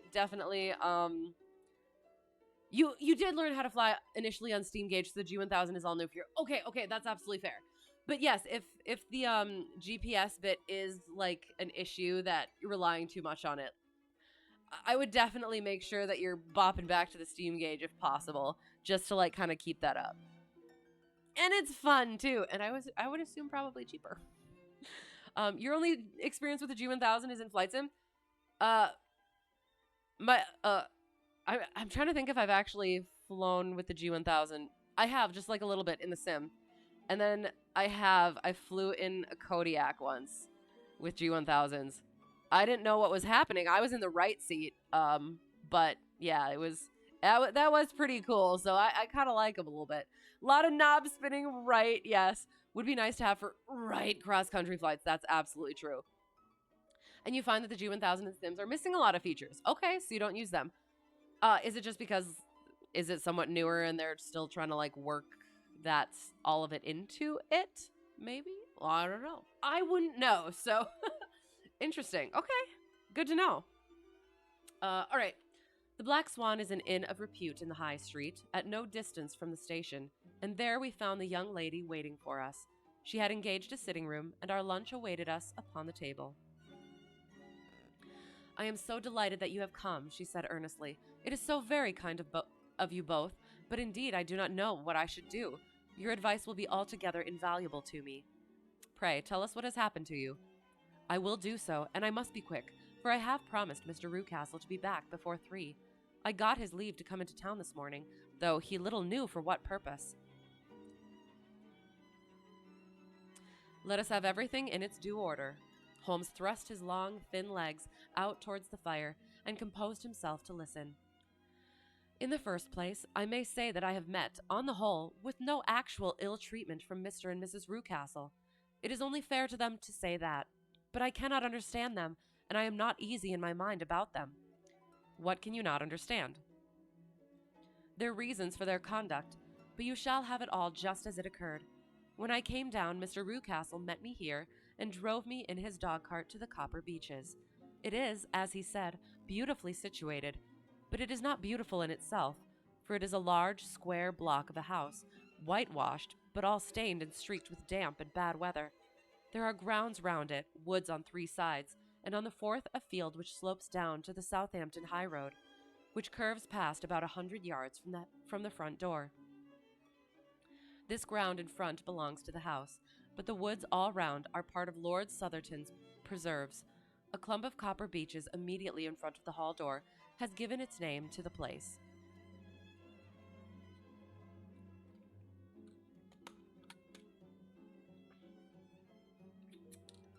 You're not sure, like in The Sims, there are no secondary pages. Like the Ox page, you use to check RAIM, and if you have enough sats, and to check that the G1000 is functioning as normal. That's not in The Sim. Really? I feel like that would be something that is, because I feel like I played around with the other avionics, and they've had that stuff, and now maybe I'm thinking of my Garmin trainer. But I feel like it would be. Oh, at least it's not an X-plane. Okay, I feel like MSFS would. I would think. I could be completely wrong, though. Your C208 in the sim has a G1000, but it's missing its autopilot enunciators, so you can't see what the AP is doing. Interesting. Okay. And you're talking your home flight sim. No, yes, no, of course, absolutely. Yeah. Interesting. Yeah, I don't know. I don't play around with a whole lot of other planes and avionics. So I don't know. I feel like I would though. So I guess I don't, and I don't know a whole lot about X-plane either. So I don't know. Interesting. That's probably a good thing though, because then you're not working wholly on G1000 stuff. You gotta go back to them steam gauges. Interesting. So you just rip them out of your 208 and refuse to use them. The only G1000 you use is the one in your study level 172 in your X-plane sim. Okay, sounds good. Well, yeah. So then you get to practice with other avionics. Just not in real life. For now. So, and you use a G750. Right, okay. In your 208. Okay. Which is another good one. So, yeah, interesting. Okay. That is weird though. I would think that it would, but yeah, I guess I don't know. Okay. I was driven over by my employer, who was as amiable as ever, and was introduced by him that evening to his wife and the child. There was no truth, Mr. Holmes, in the conjecture which seemed to us to be probable in your rooms at Baker Street. Mrs. Rucastle is not mad. I found her to be a silent, pale-faced woman, much younger than her husband, not more than 30, I should think, while he can hardly be less than 45. From their conversation I have gathered that they have been married about 7 years, that he was a widower, and that his only child, by the first wife, was the daughter who has gone to Philadelphia. Mr. Rucastle told me in private that the reason why she had left them was that she had an unreasoning aversion to her stepmother. As the daughter could not have been less than 20, I can quite imagine that her position must have been uncomfortable with her father's young wife. Mrs. Rewcastle seemed to me to be colorless in mind as well as in feature. She impressed me neither favorably nor the reverse. She was a non-entity. It was easy to see that she was passionately devoted both to her husband and to her little son. Her light gray eyes wandered continually from one to the other, noting every little want and forestalling it if possible. He was kind to her also in his bluff, boisterous fashion, and on the whole they seemed to be a happy couple. And yet she had some secret some secret sorrow, this woman. She would often be lost in deep thought, with the saddest look upon her face. More than once I have surprised her in tears. I have thought sometimes that it was the disposition of her child which weighed upon her mind, for I have never met so utterly spoiled and so ill-natured a little creature. He is small for his age, with a head which is quite disproportionately large. His whole life appears to be spent in an alternation between savage fits of passion and gloomy intervals of sulking. Giving pain to any creature weaker than himself seems to be his one idea of amusement, and he shows quite remarkable talent in planning the capture of mice, little birds, and insects. But I would rather not talk about the creature, Mr. Holmes, and indeed he has little to do with my story. I am glad of all details, remarked my friend, whether they seem to you to be relevant or not. Okay. Uh, you would love to find a G1000 trainer. I assume they have those. Yes, definitely. You can even do like a PC trainer. That's what I did for my Garmin 430, and I just practiced that with a YouTube video. That was helpful. GTN 750. Yes. Would love to put one in your 150, but it'd double the value of the plane. Right. Spendy, yes, but really useful. X-Plane default G550 is pretty good. Nice, excellent. I feel like that's the one that's in the the constant speed 172 at my commercial instructor's home airport, and I quite like that one. So yes, annual updates are kind of pricey too. Yes, updates, database updates. Yes, those do need to be updated. Definitely.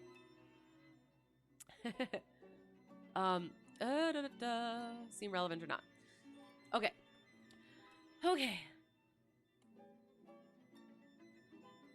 Oh, okay. I shall try not to miss anything of importance. The one unpleasant thing about the house, which struck me at once, was the appearance and conduct of the servants. There are only two, a man and his wife. Toller, for that is his name, is a rough, uncouth man with grizzled hair and whiskers and a perpetual smell of drink. Twice since I have been with them he has been quite drunk, and yet Mr. Rewcastle seemed to take no notice of it.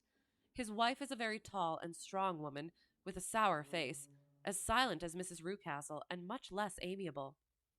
They are a most unpleasant couple, but fortunately I spend most of my time in the nursery and my own room, which are next to each other in one corner of the building. For 2 days after my arrival at the Copper Beeches, my life was very quiet. On the third, Mrs. Rewcastle came down just after breakfast and whispered something to her husband. "Oh yes," said he, turning to me, "we are very much obliged to you, Miss Hunter, for falling in with our whim so far as to cut your hair. I assure you that it has not detracted in the tiniest iota from your appearance. We shall now see how the electric blue dress will become you. You will find it laid out upon the bed in your room, and if you would be so good as to put it on, we should both be extremely obliged." The dress which I found waiting for me was of a peculiar shade of blue. It was of excellent material, a sort of beige, but it bore unmistakable signs of having been worn before. It could not have been a better fit if I had been measured for it. Both Mr. and Mrs. Rewcastle expressed a delight at the look of it, which seemed quite exaggerated in its vehemence. They were waiting for me in the drawing room, which is a very large room, stretching along the entire front of the house, with 3 long windows reaching down to the floor. A chair had been placed close to the central window, with its back turned towards it. In this I was asked to sit, and then Mr. Rewcastle, walking up and down on the other side of the room, began to tell me a series of the funniest stories that I have ever listened to.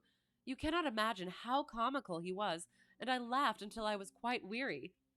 Mrs. Rewcastle, however, who has evidently no sense of humor, never so much as smiled, but sat with her hands in her lap, and a sad, anxious look upon her face. After an hour or so, Mr. Rewcastle suddenly remarked that it was time to commence the duties of the day, and that I might change my dress and go to little Edward in the nursery. You think Navigraph feeds into yours? Okay, though it could be locked by Garmin. Ooh, I guess I don't know. Not 100 sure, but you haven't had any issues with database mismatches. You run an EFB as a secondary so you can pull charts and routes, and they match up. Hang on, hang on. Um, so yes, I am also for the real avionics. Yeah, that's also what I. Are you talking about the sim or are you talking about the? Okay, oh, copy. You don't own the planes, so right. But you do need to get those updated, or like they do need to have those updated, especially once you go into IFR. But if you're not doing that, then I guess if you're doing IFR somewhere else, then that's a thing. But yeah, they are updated in real life. Okay, and you're talking in the sim. Oh, okay, sounds good. Okay, that was confusing. I'm sorry. But yeah, okay. Sure. Definitely. Okay. Your flight school updates it. Okay. Glad we got that confusion covered, but I guess I haven't thought about that. Like if updates in the sim, how often they do that or how they would do that. Interesting. You'd hope so, right? Exactly. Well, that's the funny thing because like my flight school, I'm the one that's in charge of updating the things. So they never were before. But now they are because I bugged them enough. So yeah. And again, I think I shot myself in the foot on that one because the price went up further than it probably would have even with the higher price of fuel and has never gone down. So, but yeah, if they were always out of date, you'd be very concerned, right? Yeah, no, mine was out of date for a long time. But then yeah, got worked on instrument stuff and then it kind of had to be done. So, yeah, but yeah, definitely an interesting consideration for the sim. 2 days later, this same performance was gone through under exactly similar circumstances. Again, I changed my dress. Again, I sat in the window. And again, I laughed very heartily at the funny stories of which my employer had an immense repertoire, and which he told inimitably. Then he handed me a yellow backed novel, and moving my chair a little sideways, that my own shadow might not fall upon the page, he begged me to read aloud to him. I read for about 10 minutes, beginning in the heart of a chapter, and then suddenly, and in the middle of a sentence, he ordered me to cease and to change my dress. I'm like vaguely remembering this one, but I can't quite remember what it is.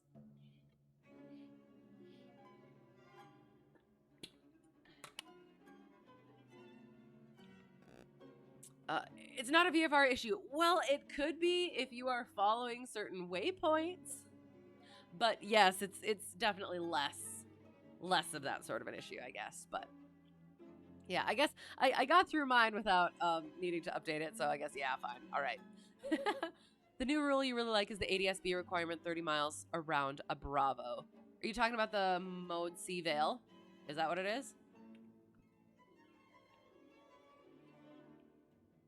I have to look at that now. Yes. Okay. All right. Sounds good. New? When did it come in, I guess? Because that's always been a thing for mine. So it's been over the last 2 years, I guess.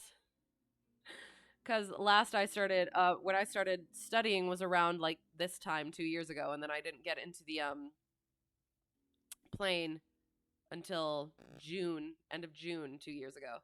So not really new, right? That's what I thought. It is for you, right? So you haven't touched an airplane for about 4 years, right? So there's definitely the the distinction. So consistently, you should say, right? Fair. Has been a requirement since the ADSB mandate, right?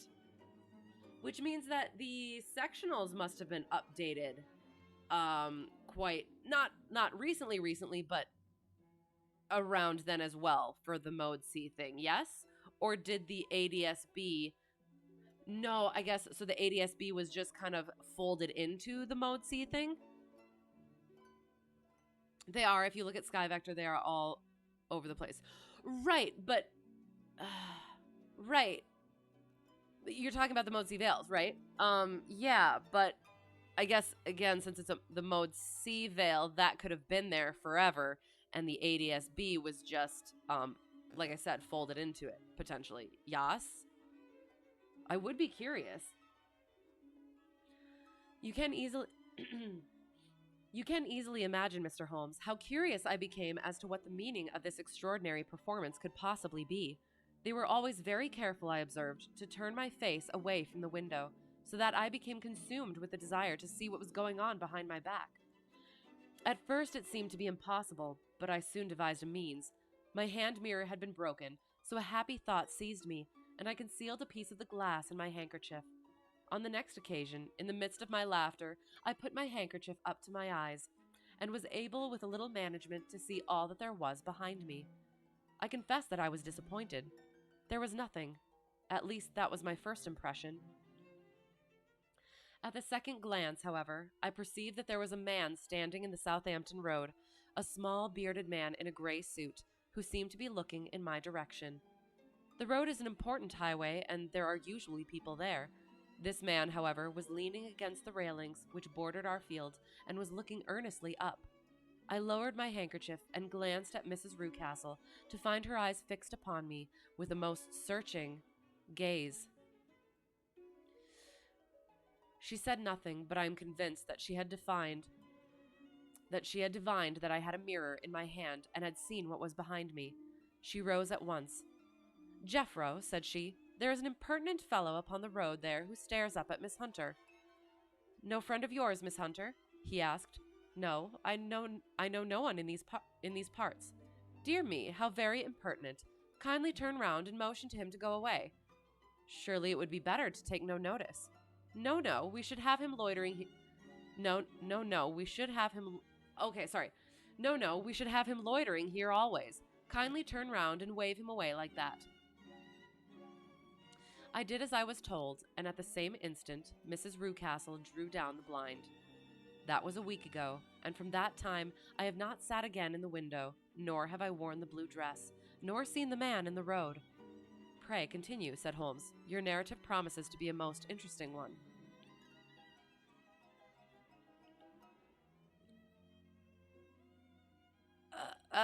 Possibly. Might need to look at your old expired charts. Yes, definitely. Sorry, I don't mean to roll in here and take over the stream with aviation. Well, I mean, it is. We do try to keep these to the more literary bents, but it does end up going off that way. So it was Mode C before they added ADSB. Okay, that's what I did think. It's okay, you already started. Okay, pretty sure it's just you in here. Yeah, and that's absolutely fine. So yeah. Your narrative promised to be most interesting one. Okay. You will find it rather disconnected, I fear, and there may prove to be little relation between the different incidents of which I speak. On the very first day that I was at the Copper Beeches, Mr. Rucastle took me to a small outhouse which stands near the kitchen door. As we approached it, I heard the sharp rattling of a chain and the sound as of a large animal moving about. "Look in here," said Mr. Rucastle, showing me a slit between two planks. "Is he not a beauty?" I looked through and was conscious of two glowing eyes and of a vague figure huddled up in the darkness. Don't be frightened," said my employer, laughing at the start which I had given. "It's only Carlo, my mastiff. I call him mine, but really old Toller, my groom, is the only man who can do anything with him. We feed him once a day, and not too much then, so that he is always as keen as mustard. Toller lets him loose every night, and God help the trespasser whom he lays his fangs upon. For goodness sake, don't you ever on any pretext set your foot over the threshold at night, for it's as much as your life is worth." The warning was no idle one, for 2 nights later I happened to look out of my bedroom window about 2 o'clock in the morning. It was a beautiful moonlight night, and the lawn in front of the house was silvered over and almost as bright as day. I was standing wrapped in the peaceful beauty of the scene, when I was aware that something was moving under the shadow of the Copper Beeches. As it emerged into the moonshine, I saw what it was. It was a giant dog, as large as a calf, tawny tinted with hanging jowl, black muzzle, and huge projecting bones. It walked slowly across the lawn and vanished into the shadow upon the other side. That dreadful sentinel sent a chill to my heart, which I do not think that any burglar could have done. And now I have a very strange experience to tell you. I had, as you know, cut off my hair in London, and I had placed it in a great coil at the bottom of my trunk. One evening, after the child was in bed, I began to amuse myself by examining the furniture of my room and by rearranging my own little things. There was an old chest of drawers in the room, the two upper ones empty and open, the lower one locked. I had filled the first two with my linen, and as I had still much to pack away, I was naturally annoyed at not having the use of the third drawer. It struck me that it might have been fastened by a mere oversight, so I took out my bunch of keys and tried to open it. The very first key fitted to perfection, and I drew the drawer open. There was only one thing in it, but I am sure that you would never guess what it was. It was my coil of hair. I took it up and examined it. It was of the same peculiar tint and the same thickness, but then the impossibility of the thing obtruded itself upon me. How could my hair have been locked in the drawer? With trembling hands I undid my trunk, turned out the contents, and drew from the bottom my own hair. I laid the two tresses together, and I assure you that they were identical. Was it not extraordinary? Puzzle as I would, I could make nothing at all of what it meant. I returned the strange hair to the drawer, and I said nothing of the matter to the Rucastles, as I felt that I had put myself in the wrong by opening a drawer which they had locked. I don't know why. It feels like almost, of all the things that could be in there, like hair, for some reason, just seems a little bit strange. Like, particularly strange. I'm not sure what it is. Oops, oh gosh.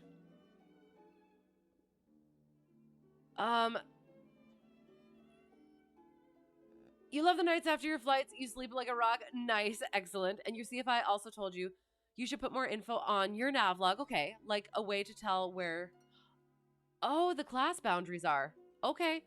He failed his PPL check because the DPE took his tablet and GPS away, and he almost blew the Bravo. Oh no, interesting.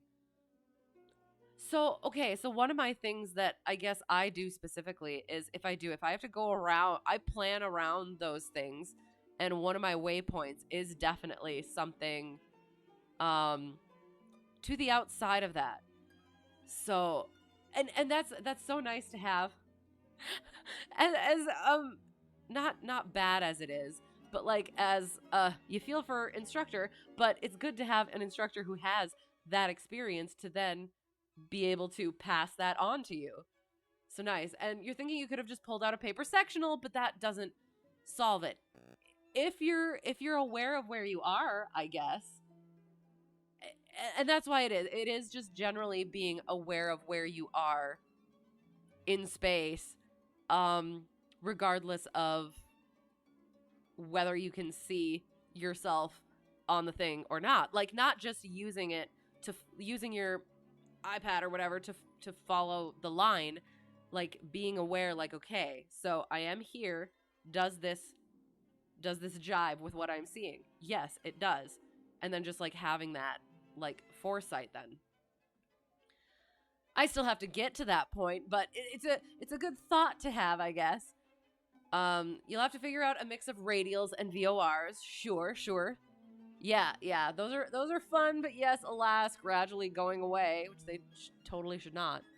Or proper VFR landmarks will be good. Yes, absolutely, definitely. Use a lot of landmarks when flying around airspace. You don't always trust the GPS, and that's such a good thing to have.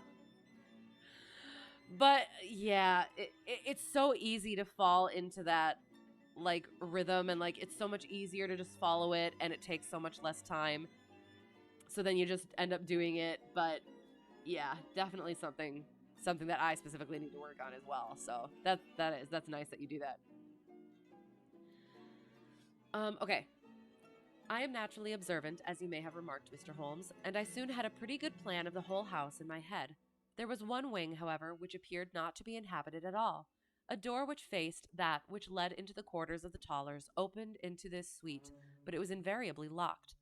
One day, however, as I ascended the stair, I met Mr. Rucastle coming out through this door, his keys in his hand, and a look on his face which made him a very different person to the round, jovial man to whom I was accustomed.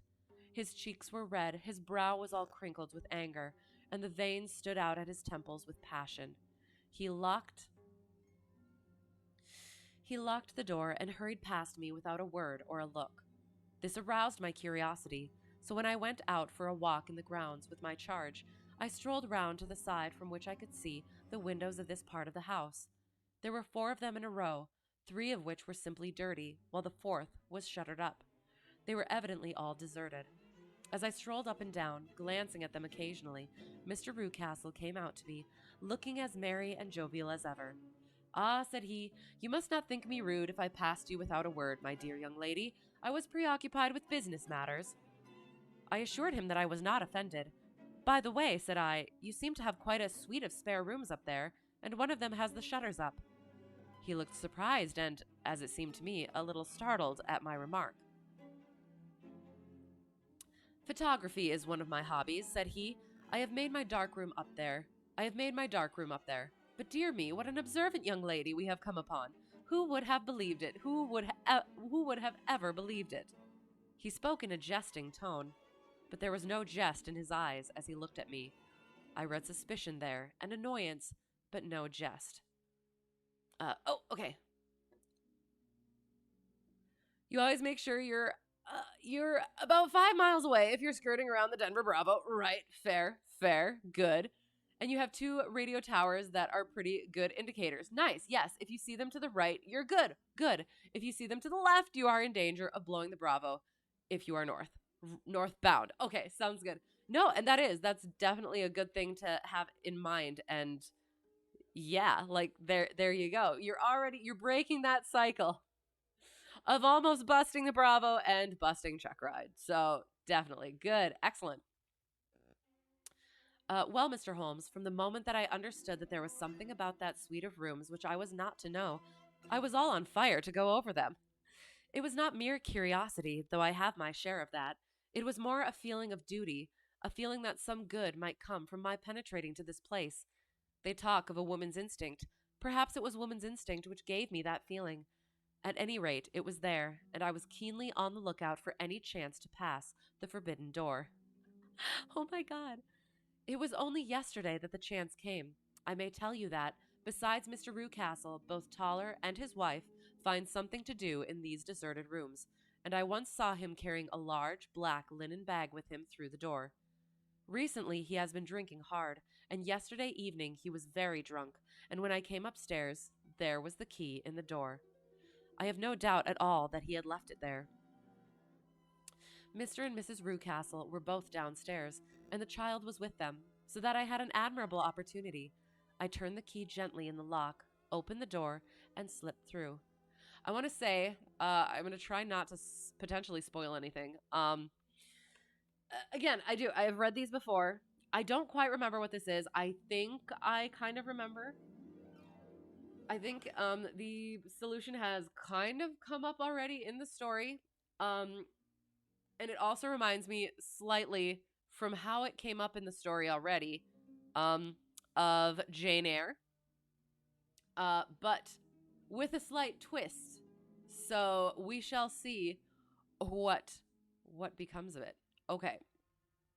Would like to only have to take your PPL check ride once, right? Yes, absolutely. Oh, good. The TFR near airspace is almost over. How long was it? Has it been for like a couple days, or is it just like the timing right now? But yeah, those are always fun to not have anymore. There was a little passage in front of me, unpapered and uncarpeted, which turned at a right angle at the farther end. Round this corner were 3 doors in a line, the first and third of which were open. They each led into an empty room, dusty and cheerless, with 2 windows in the one and one in the other, so thick with dirt that the evening light glimmered dimly through them.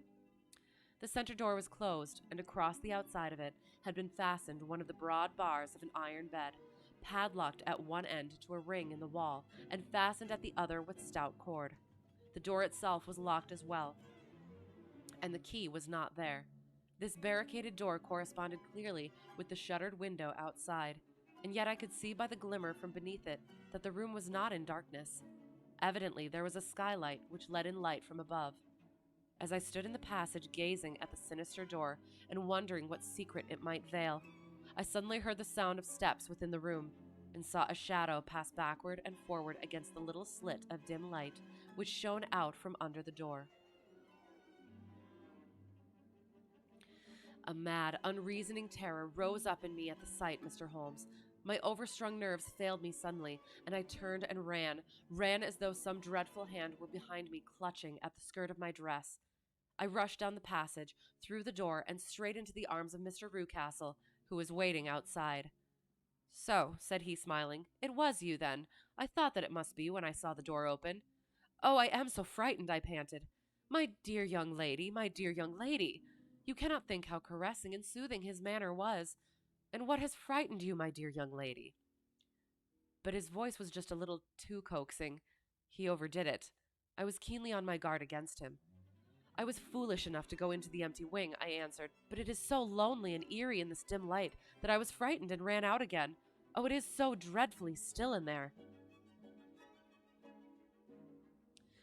"Only that?" said he, looking at me keenly. "Why, what did you think?" I asked. "Why do you think that I lock this door?" "I am sure that I do not know.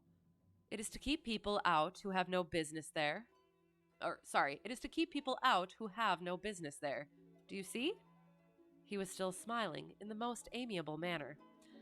"I am sure if I had known—" "Well then, you know now. And if you ever put your foot over that threshold again," here in an instant the smile hardened into a grin of rage, and he glared down at me with the face of a demon, "I'll throw you to the mastiff."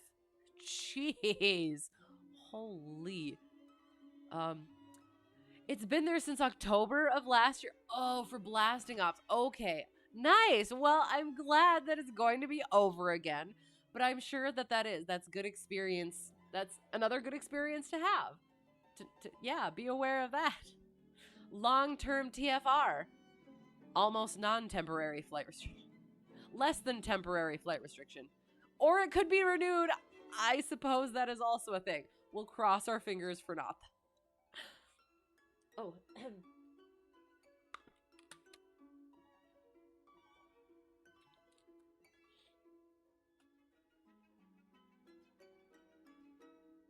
Okay. It's somewhat over the mountain, so it's not really a factor. Oh, okay, sure. But I mean still, just in case. Okay.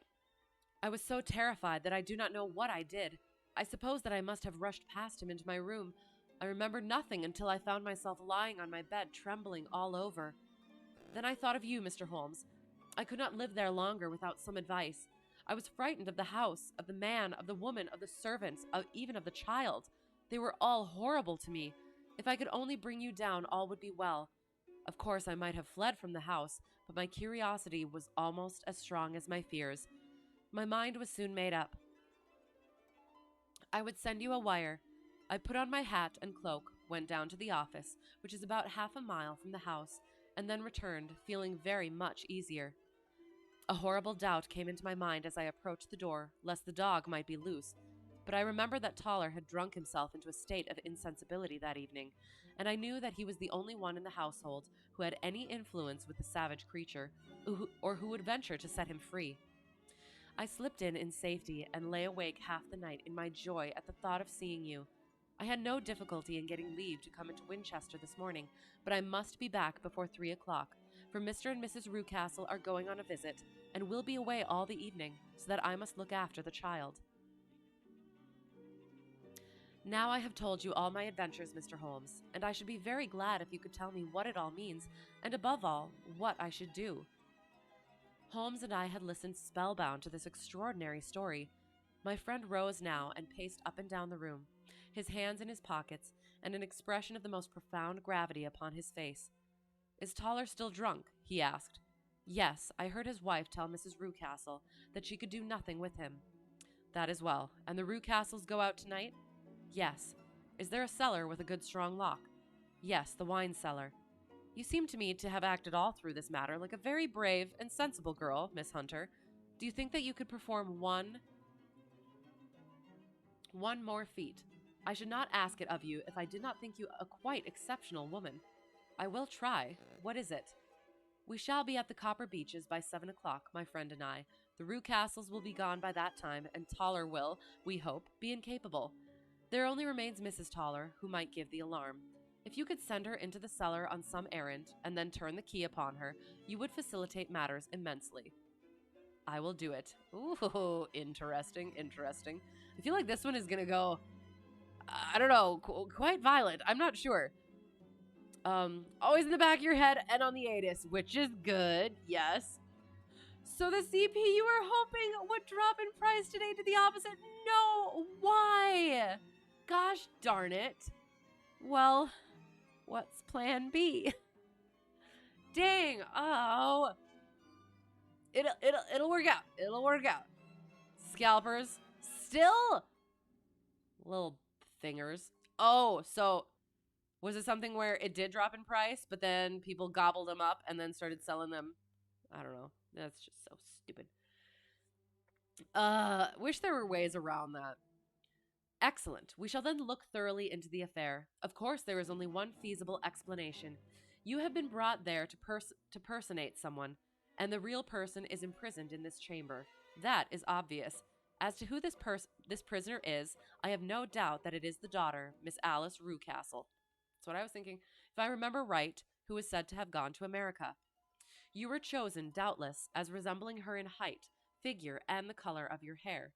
Hers had been cut off, very possibly in some illness through which she has passed, and so, of course, yours had to be sacrificed also. By a curious chance, you came upon her tresses.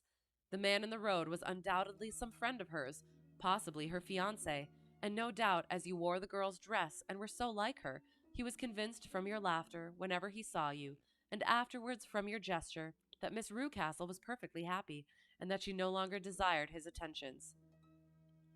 The dog is let loose at night to prevent him from endeavoring to communicate with her. So much is fairly clear. The most serious point in the case is the disposition of the child. What on earth has that to do with it? I ejaculated. My dear Watson, you as a medical man are continually gaining light as to the tendencies of a child by the study of the parents. Don't you see that the converse is equally valid? I have frequently gained my first real insight into the character of parents by studying their children. This child's disposition is abnormally cruel, merely for cruelty's sake, and whether he derives this from his smiling father, as I should suspect, or from his mother, it bodes evil for the poor girl who is in their power. I am sure that you are right, Mr. Holmes, cried our client. 1,000 things come back to me which make me certain that you have hit it. Oh, let us lose not an instant in bringing help to this poor creature. We must be circumspect, for we are dealing with a very cunning man. We can do nothing until 7 o'clock, and at that hour we shall be with you, and it will not be long before we solve the mystery. Ha ha! Here we go. Oh, okay. It's called going to a store with the new, but people can still go and, like, wait and, like, grab a bunch and go. Aha. With the new one released, you'd think it would have gone down. Right, exactly. Bots don't work in physical stores, at least not yet. Not yet, exactly. It's not a scalper issue. Okay, it was slightly discounted for a while, and now all retailers seem to have raised the price. But you're sure the new one is being scalped? Right. But so is the what's the difference between the new one and the old one with regard to price? Is it comparable, or is it enough that anyone who doesn't quite want to pay the new price or the new one's price is going to be okay paying a little bit more for the older one, just at least to not have to pay quite so much? Weird. So dumb. We were as good as our word, for it was just 7 when we reached the copper beeches, having put up our trap at a wayside public house. The group of trees, with their dark leaves shining like burnished metal in the light of the setting sun, were sufficient to mark the house, even had Miss Hunter not been standing smiling on the doorstep. "Have you managed it?" asked Holmes. A loud thudding noise came from somewhere downstairs. "That is Mrs. Toller in the cellar," said she. "Her husband lies snoring on the kitchen rug. Here are his keys, which are the duplicates of Mr. Rucastle's." "You have done well, indeed," cried Holmes with enthusiasm. "Now lead the way, and we shall soon see the end of this black business." We passed up the stair, unlocked the door, followed on down a passage, and found ourselves in front of the barricade which Miss Hunter had described. Holmes cut the cord and removed the transverse bar. Then he tried the various keys in the lock, but without success. No sound came from within, and at the silence, Holmes's face clouded over. "I trust that we are not too late," said he. "I think, Miss Hunter, that we had better go in without you. Now, Watson, put your shoulder to it, and we shall see whether we cannot make our way in."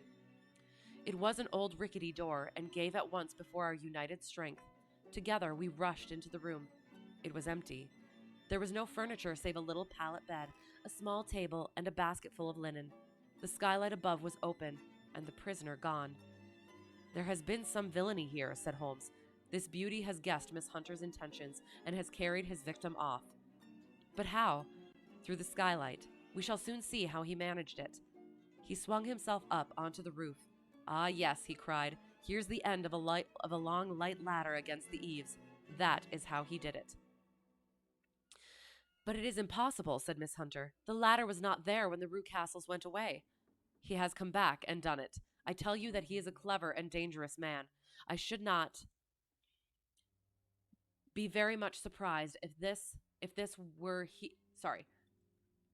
I should not be very much surprised if this were he whose step I hear now upon the stair. I think, Watson, that it would be as well for you to have your pistol ready." Ugh. Almost close enough that it's not worth getting the older one to save money? Then what is the point? The 5800 X3D is still one of the better CPUs for MSFS, though, but the 7800 X3D is going to be the new preferred one. Okay?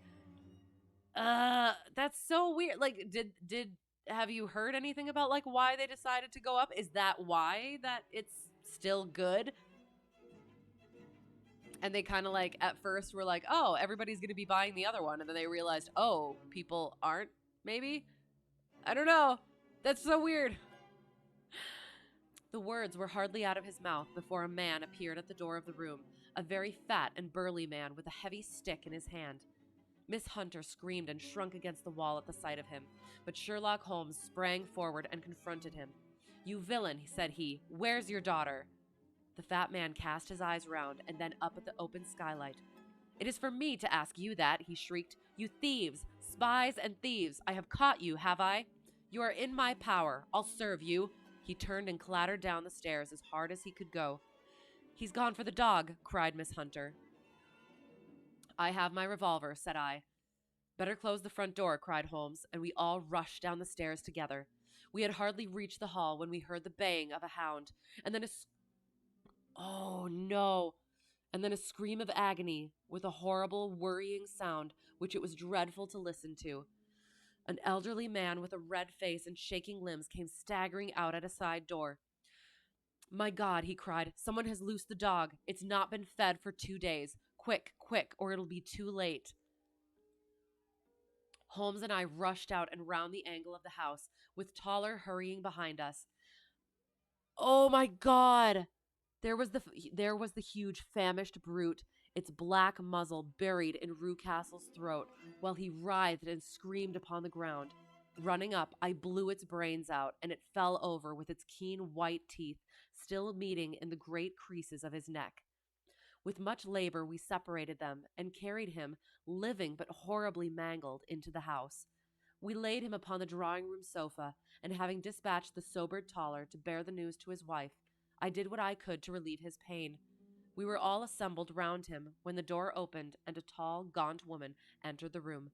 "Mrs. Toller," cried Miss Hunter. "Yes, miss. Mr. Rucastle let me out when he came back, before he went up to you."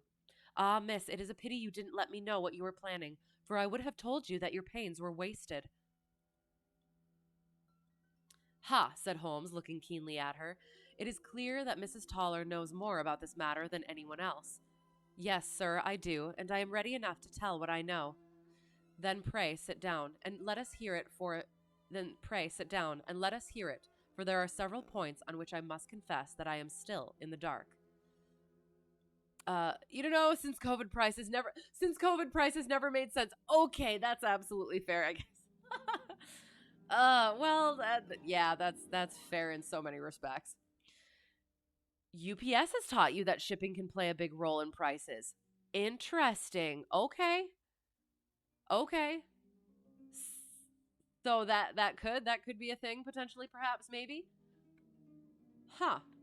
All right. Oh, there's so many things that go into the things.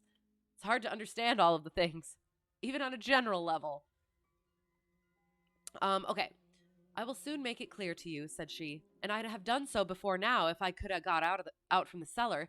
If there's police court over the if there's police court business over this, you'll remember that I was the one that stood your friend, and that I was Miss Alice's friend too. She was never happy at home, Miss Alice wasn't, from the time that her father married again. She was slighted like and had no say in anything, but it never really became bad for her until after she met Mr. Fowler at a friend's house. As well as I could learn, Miss Alice had rights of her own by will, but she was so quiet and patient, she was, that she never said a word about them, but just left everything in Mr. Rewcastle's hands. He knew he was safe with her, but when there was a chance of a husband coming forward who would ask for all that the law would give him, then her father thought it time to put a stop on it. He wanted her to sign a paper so that whether she married or not, he could use her money. When she wouldn't do it, he kept on worrying her until she got brain fever, and for 6 weeks was at death's door. Then she got better at last, all worn to a shadow, and with her beautiful hair cut off. But that didn't make no change in her young man, and he stuck to her as true as man could be. Oh, ah, said Holmes, I think that what you have been good enough to tell us makes the matter fairly clear, and that I can deduce all that remains. Mr. Rewcastle then, I presume, took to this system of imprisonment? Yes, sir. And brought Miss Hunter down from London in order to get rid of the disagreeable persistence of Mr. Fowler. That was it, sir. But Mr. Fowler, being a persevering man, as a good seaman should be, blockaded the house, and having met you, succeeded by certain arguments, metallic or otherwise, in convincing you that your interests were the same as his. Mr. Fowler was a very kind-spoken, free-handed gentleman, said Mrs. Toller serenely. And in this way he managed that your good man should have no want of drink, and that a ladder should be ready at the moment when your master had gone out. You have it, sir, just as it happened. I am sure we owe you an apology, Mrs. Toller, said Holmes, for you have certainly cleared up everything which puzzled us. And here comes the country surgeon and Mrs. Rewcastle, so I think, Watson, that we had best escort Miss Hunter back to Winchester, as it seems to me that our locus standi now is rather a questionable one, and we'll look that up to make sure I get right whatever that is.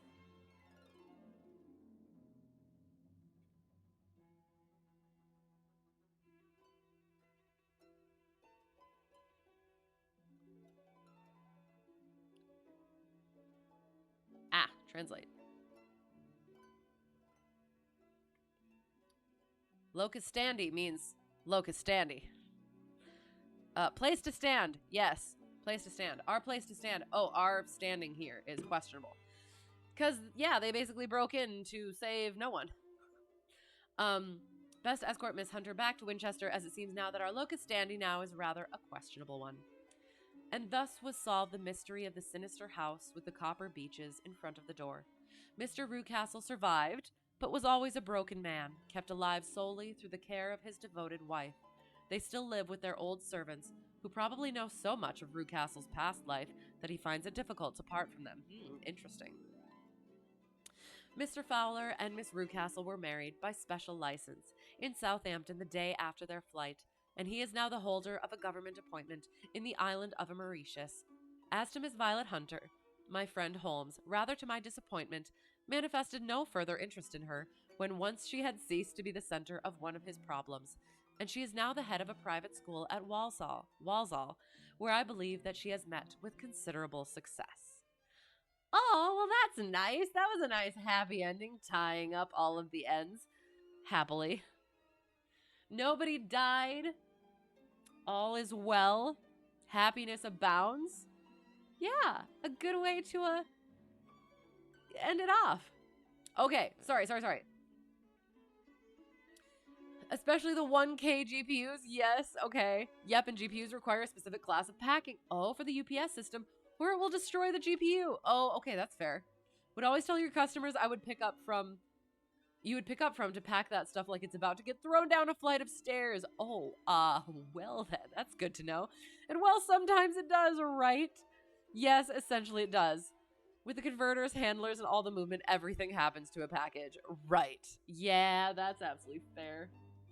And it's like it is. It's one thing like, okay, is there certain like expectation that things could be handled gently? But, you know, like most people don't know what goes on behind the scenes. So, yeah, for sometimes efficiency, trumps all. So, yeah. Okay, so that was, I was thinking it was going to be a bit more. One of the things is one thing that I like is this writing does not have to tell all of the backstory. So you can tell that apparently this Rue Castle is very good at seeming a certain way. However, the indication over here of like a past life and his demonic face at the one point and locking his friggin' daughter up because he wants her money. Yeah, that is definitely all of those things together. You don't know where he came from, what brought that about. And it did not. It certainly came out because what's the word? Locked up his daughter and was going to murder people. But you don't get that, like, you get that sinister aspect of it, but you never really get into the depth, because it is just like the way he's able to turn that characterization. And there's no explanation given for it, and there doesn't need to be, because that is, again, one of the big issues of media today is everything has to be gone over and made a big deal of, and you have to get all of the backstory, and you have to like write stories upon stories and stories within stories and stories over stories, retell the stories, and then find like the little tiny pieces and just completely expand upon that, and that's its own thing. But no, it's like part of writing is you need to know more than your readers do about your characters. So Doyle could have the entire backstory of this guy, and I could say maybe probably potentially did, even if only mentally, because it's so well written, so seamlessly written, that like you only get that when you know where that character has come from. So yeah, that ability to leave things unknown, which happens in life, really makes the writing effective, the story itself effective. Yeah, all those things. I was gonna say something else, and I can't remember what I was gonna say. Let me think. I was gonna make a. So there is a I read a web serial called Worm, and that whole writing process, from what I understand, is insane, because it's as long. I use the Harry Potter series as um a measurement against, like, the entire thing is as long as that, if not more so, maybe slightly less. I don't know. It's around that long, that series, and the whole thing, as far as I'm aware, it was a web serial, so it was written one part at a time in order, right? But there are so many parts in it where it almost seems like the guy should have had to go back and rewrite in order to get this part out of here, in order to really effectively flesh this out here and not make it just like a throwaway thing.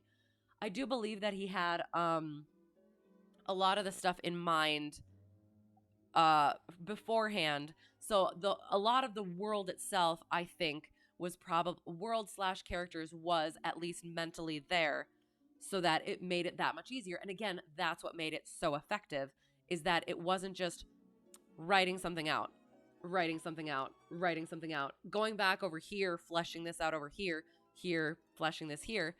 It was all already interconnected. It was just putting the meat onto the already existing bone structure. So yeah, I love that stuff, and I just love, again, as much as I like to know all the things about all of the things, leaving that little bit, or even a lot of it, to the imagination, just, it just makes it hit. It makes it hit a certain way. So yeah. Anyway, yeah. Oh god, I love this stuff. Anyway, where's it? Okay. When everything is fragile, nothing is. Oh, okay, that's fair. Care more about how fast than proper handling. Fair. Same across all worldwide shipping and, like, in general, all other things too. Less care is taken with all sorts of things when it comes down to the. Just like with writing, they churn it out, they churn it out, they churn it out. They don't take the time to do that. Do it, like, make the outlines, really flesh out the characters, and then really edit that down to, like, where the actual core meat of the story is, and leave those little decorative bits, tantalizing unknown bits there. One of the things I was thinking, so I got through half of It by Stephen King, and my god, the descriptions are insane, but I do think that there is some suffering in it just because absolutely nothing is taken out. So yeah, I don't know if I'll go back and try and finish that one, but again, descriptions were amazing, like very vivid, but could have toned down a bit. That's just my thought. And it is, I think, a certain type of writing too, so nah. People want their stuff fast, right, and cheap, right, so quality suffers, right. And that's fair, and, like, I can even point to myself. I assume that I have probably, contributed to that issue just by, buying stuff from certain places and, for certain time frames, so. Just for context, you were a driver in downtown Denver. Yes, about as fun as it sounds, right? Oh, God.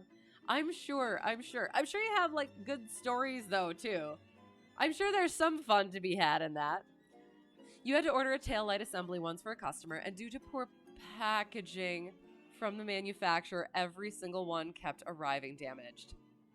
Oh, so, like, at what point does the manufacturer be like, I'm losing money at this point? So, and I hope that you were able to get your money back. Like, that was not on you at all. Like, that was not put onto you at all. I mean, yeah, most things will make it through the system if it's packed properly, right?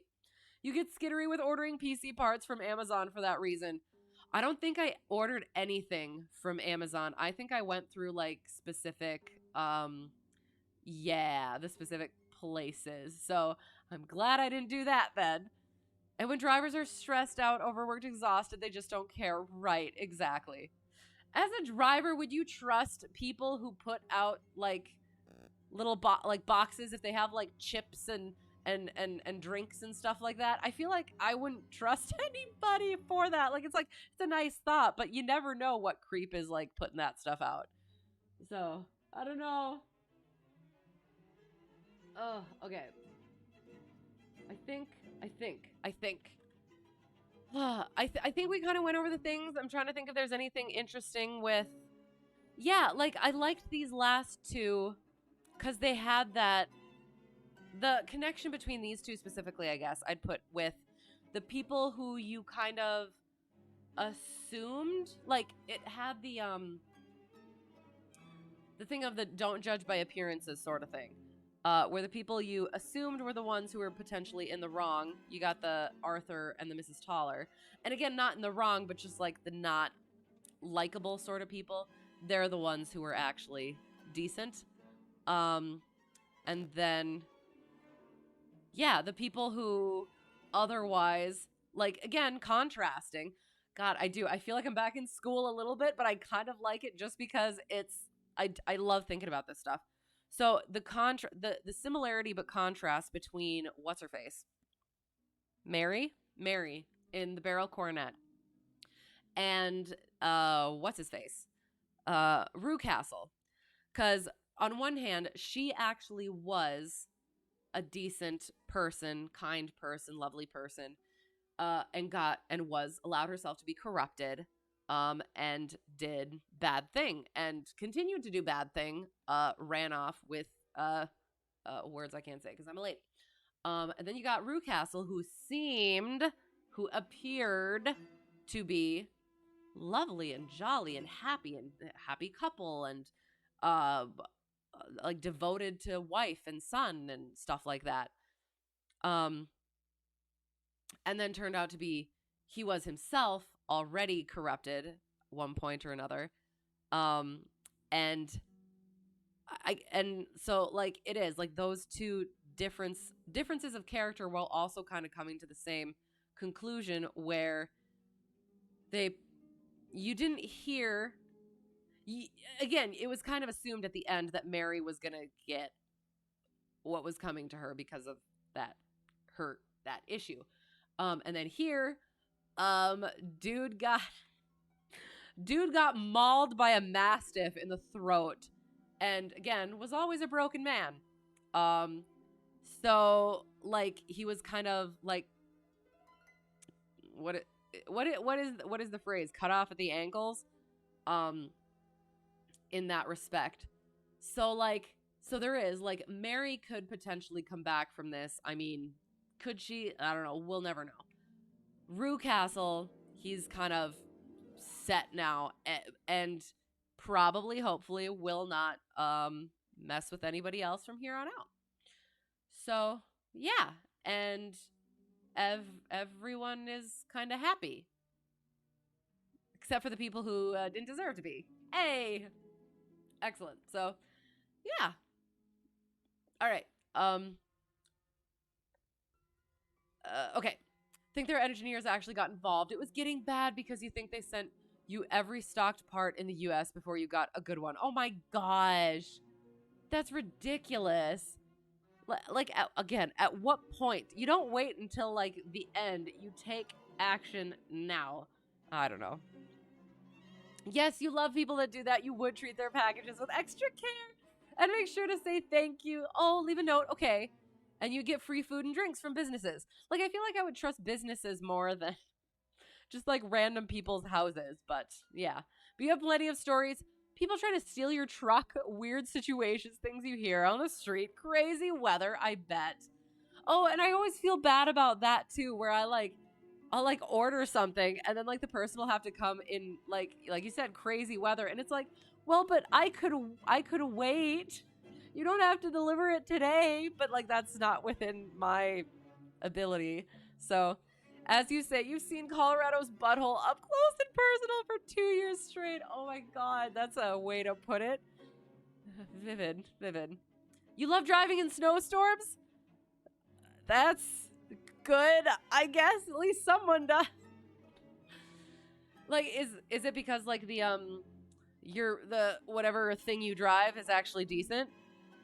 Because I guess then, like, yeah, that's fair. Nobody else is on the road then. Yeah, absolutely. Yeah. Okay. So that was the end of the section, The Adventures of Sherlock Holmes. Once we get back to this, and I'll get to that, we will begin the Memoirs of Sherlock Holmes. The next section. And again, that was The Adventure of the Beryl Coronet, as well as The Adventure of the Copper Beeches. which turned out it was the house itself, named after the trees, which, and that's one of the things, like as a writer, how do you come up with that? I'm sure it was like a common thing at the time and potentially in the place where it was like, okay, so I like places were named after plants and trees nearby. So, okay, if I need to name this place, what should I call it? What if there were these trees? What trees grow around here, potentially? Copper Beeches. The Adventure of the Copper Beeches. Sounds perfect. There's our title. Okay.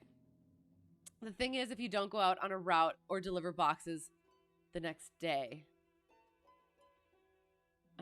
I'm not sure I quite understand that. Thing is, if you don't go out on a route or deliver boxes the next day. The big box trucks you drive at UPS have trains that you throw on and nobody's on the road, so you can just haul. Nice. Oh, that sounds cool. And you love the cold too. That makes one of us at least. I'm okay. I'm okay with a little bit of cold, but not too cold. Your personal vehicle is a manual 2007 Subaru. I don't know cars either, so. Okay. And sorry if you don't deliver the packages. If you don't deliver the packages, they get loaded on the truck the next day for delivery.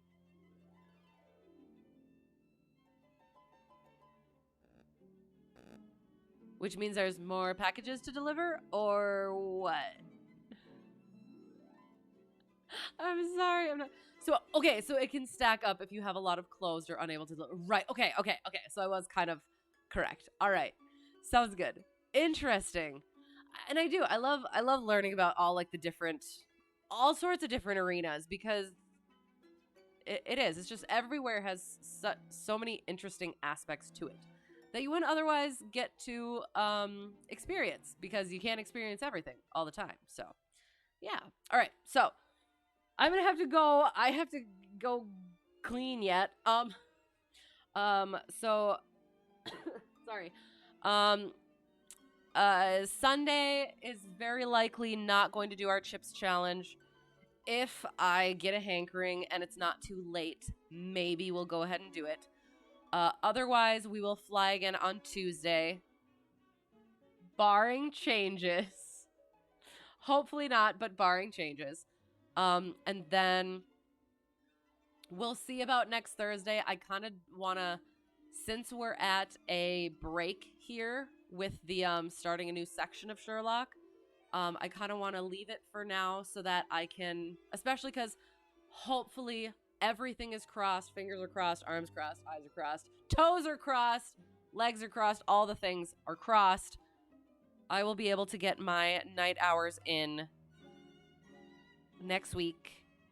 And then hopefully the runway is going to be good then at that point, so I can really start cranking out, getting proficient, doing the maneuvers again, working through that, getting my oral study in, the emergency maneuvers, getting back into that, all those procedures. And then, yeah, getting into actually the check ride. So, yeah, that's yeah. So yeah, I kind of want to just like not have to, as much as I love this, and that's why I started streaming in the first place, is for the reading. I do need to make sure that I am getting my IRL stuff done and good. So yeah, so we'll probably set Sherlock aside for now, which makes me so sad. And then Chips Challenge will, if we don't, I think we have probably the two left. So I kind of actually want to get, we'll see about this Sunday. But it'll be 2, I think, sessions left. So at least not this Sunday, but next Sunday, we'll, barring changes, be doing that. And then after that, we'll probably wait with starting something else too. So we'll have Sundays and Thursdays open, and either we'll start doing like that sim flights or just extra practicing, less mock check ride and just more general making sure I'm good with stuff. So yeah, that's all that said. Yeah, we'll figure things out. So that's what happened during COVID, right? Drivers would be out for 14 hours, not be able to finish the route, and have to deal with that extra volume the next. Oh no, yeah, definitely. You'll be in my Discord. Would love to hear progress. So, and that's the thing is, I don't usually post my progress. I just kind of do it on stream. So that's another reason why I'm like kind of like loath to like skip Thursdays and Sundays because I kind of um yeah update during the stream because otherwise I don't know. I'm not a posting stuff sort of a person. I feel kind of weird about it. So I don't know. I don't know what it is. I think I just like got burned out on social media in my younger years, and it's just kind of not my thing. So we'll see though. Otherwise, I'll be updating in stream. So yeah, but definitely yeah, things are things. This went longer than I anticipated, actually. I was thinking it was going to be a bit shorter, but oh well. That's fine. That's all good. I had a great time. I hope you did too. So, to whoever got lost and found their way here, or found their way back and decided to stick around, thank you. Thank you for being here. Thanks for putting up with me. Um, and yeah, those were a good couple to uh end on temporarily end on. So yeah, I'm pleased. I was considering not doing it tonight and doing it next week, but I think it'll be good to, um, yeah, yeah, and end there. So have a good night, you as well, and have a great whatever it's gonna be for you. Hope to see you again soon. If I've forgotten anything, brain is moosh. Uh, so yeah, I think that's it. So thank you so much, and bye.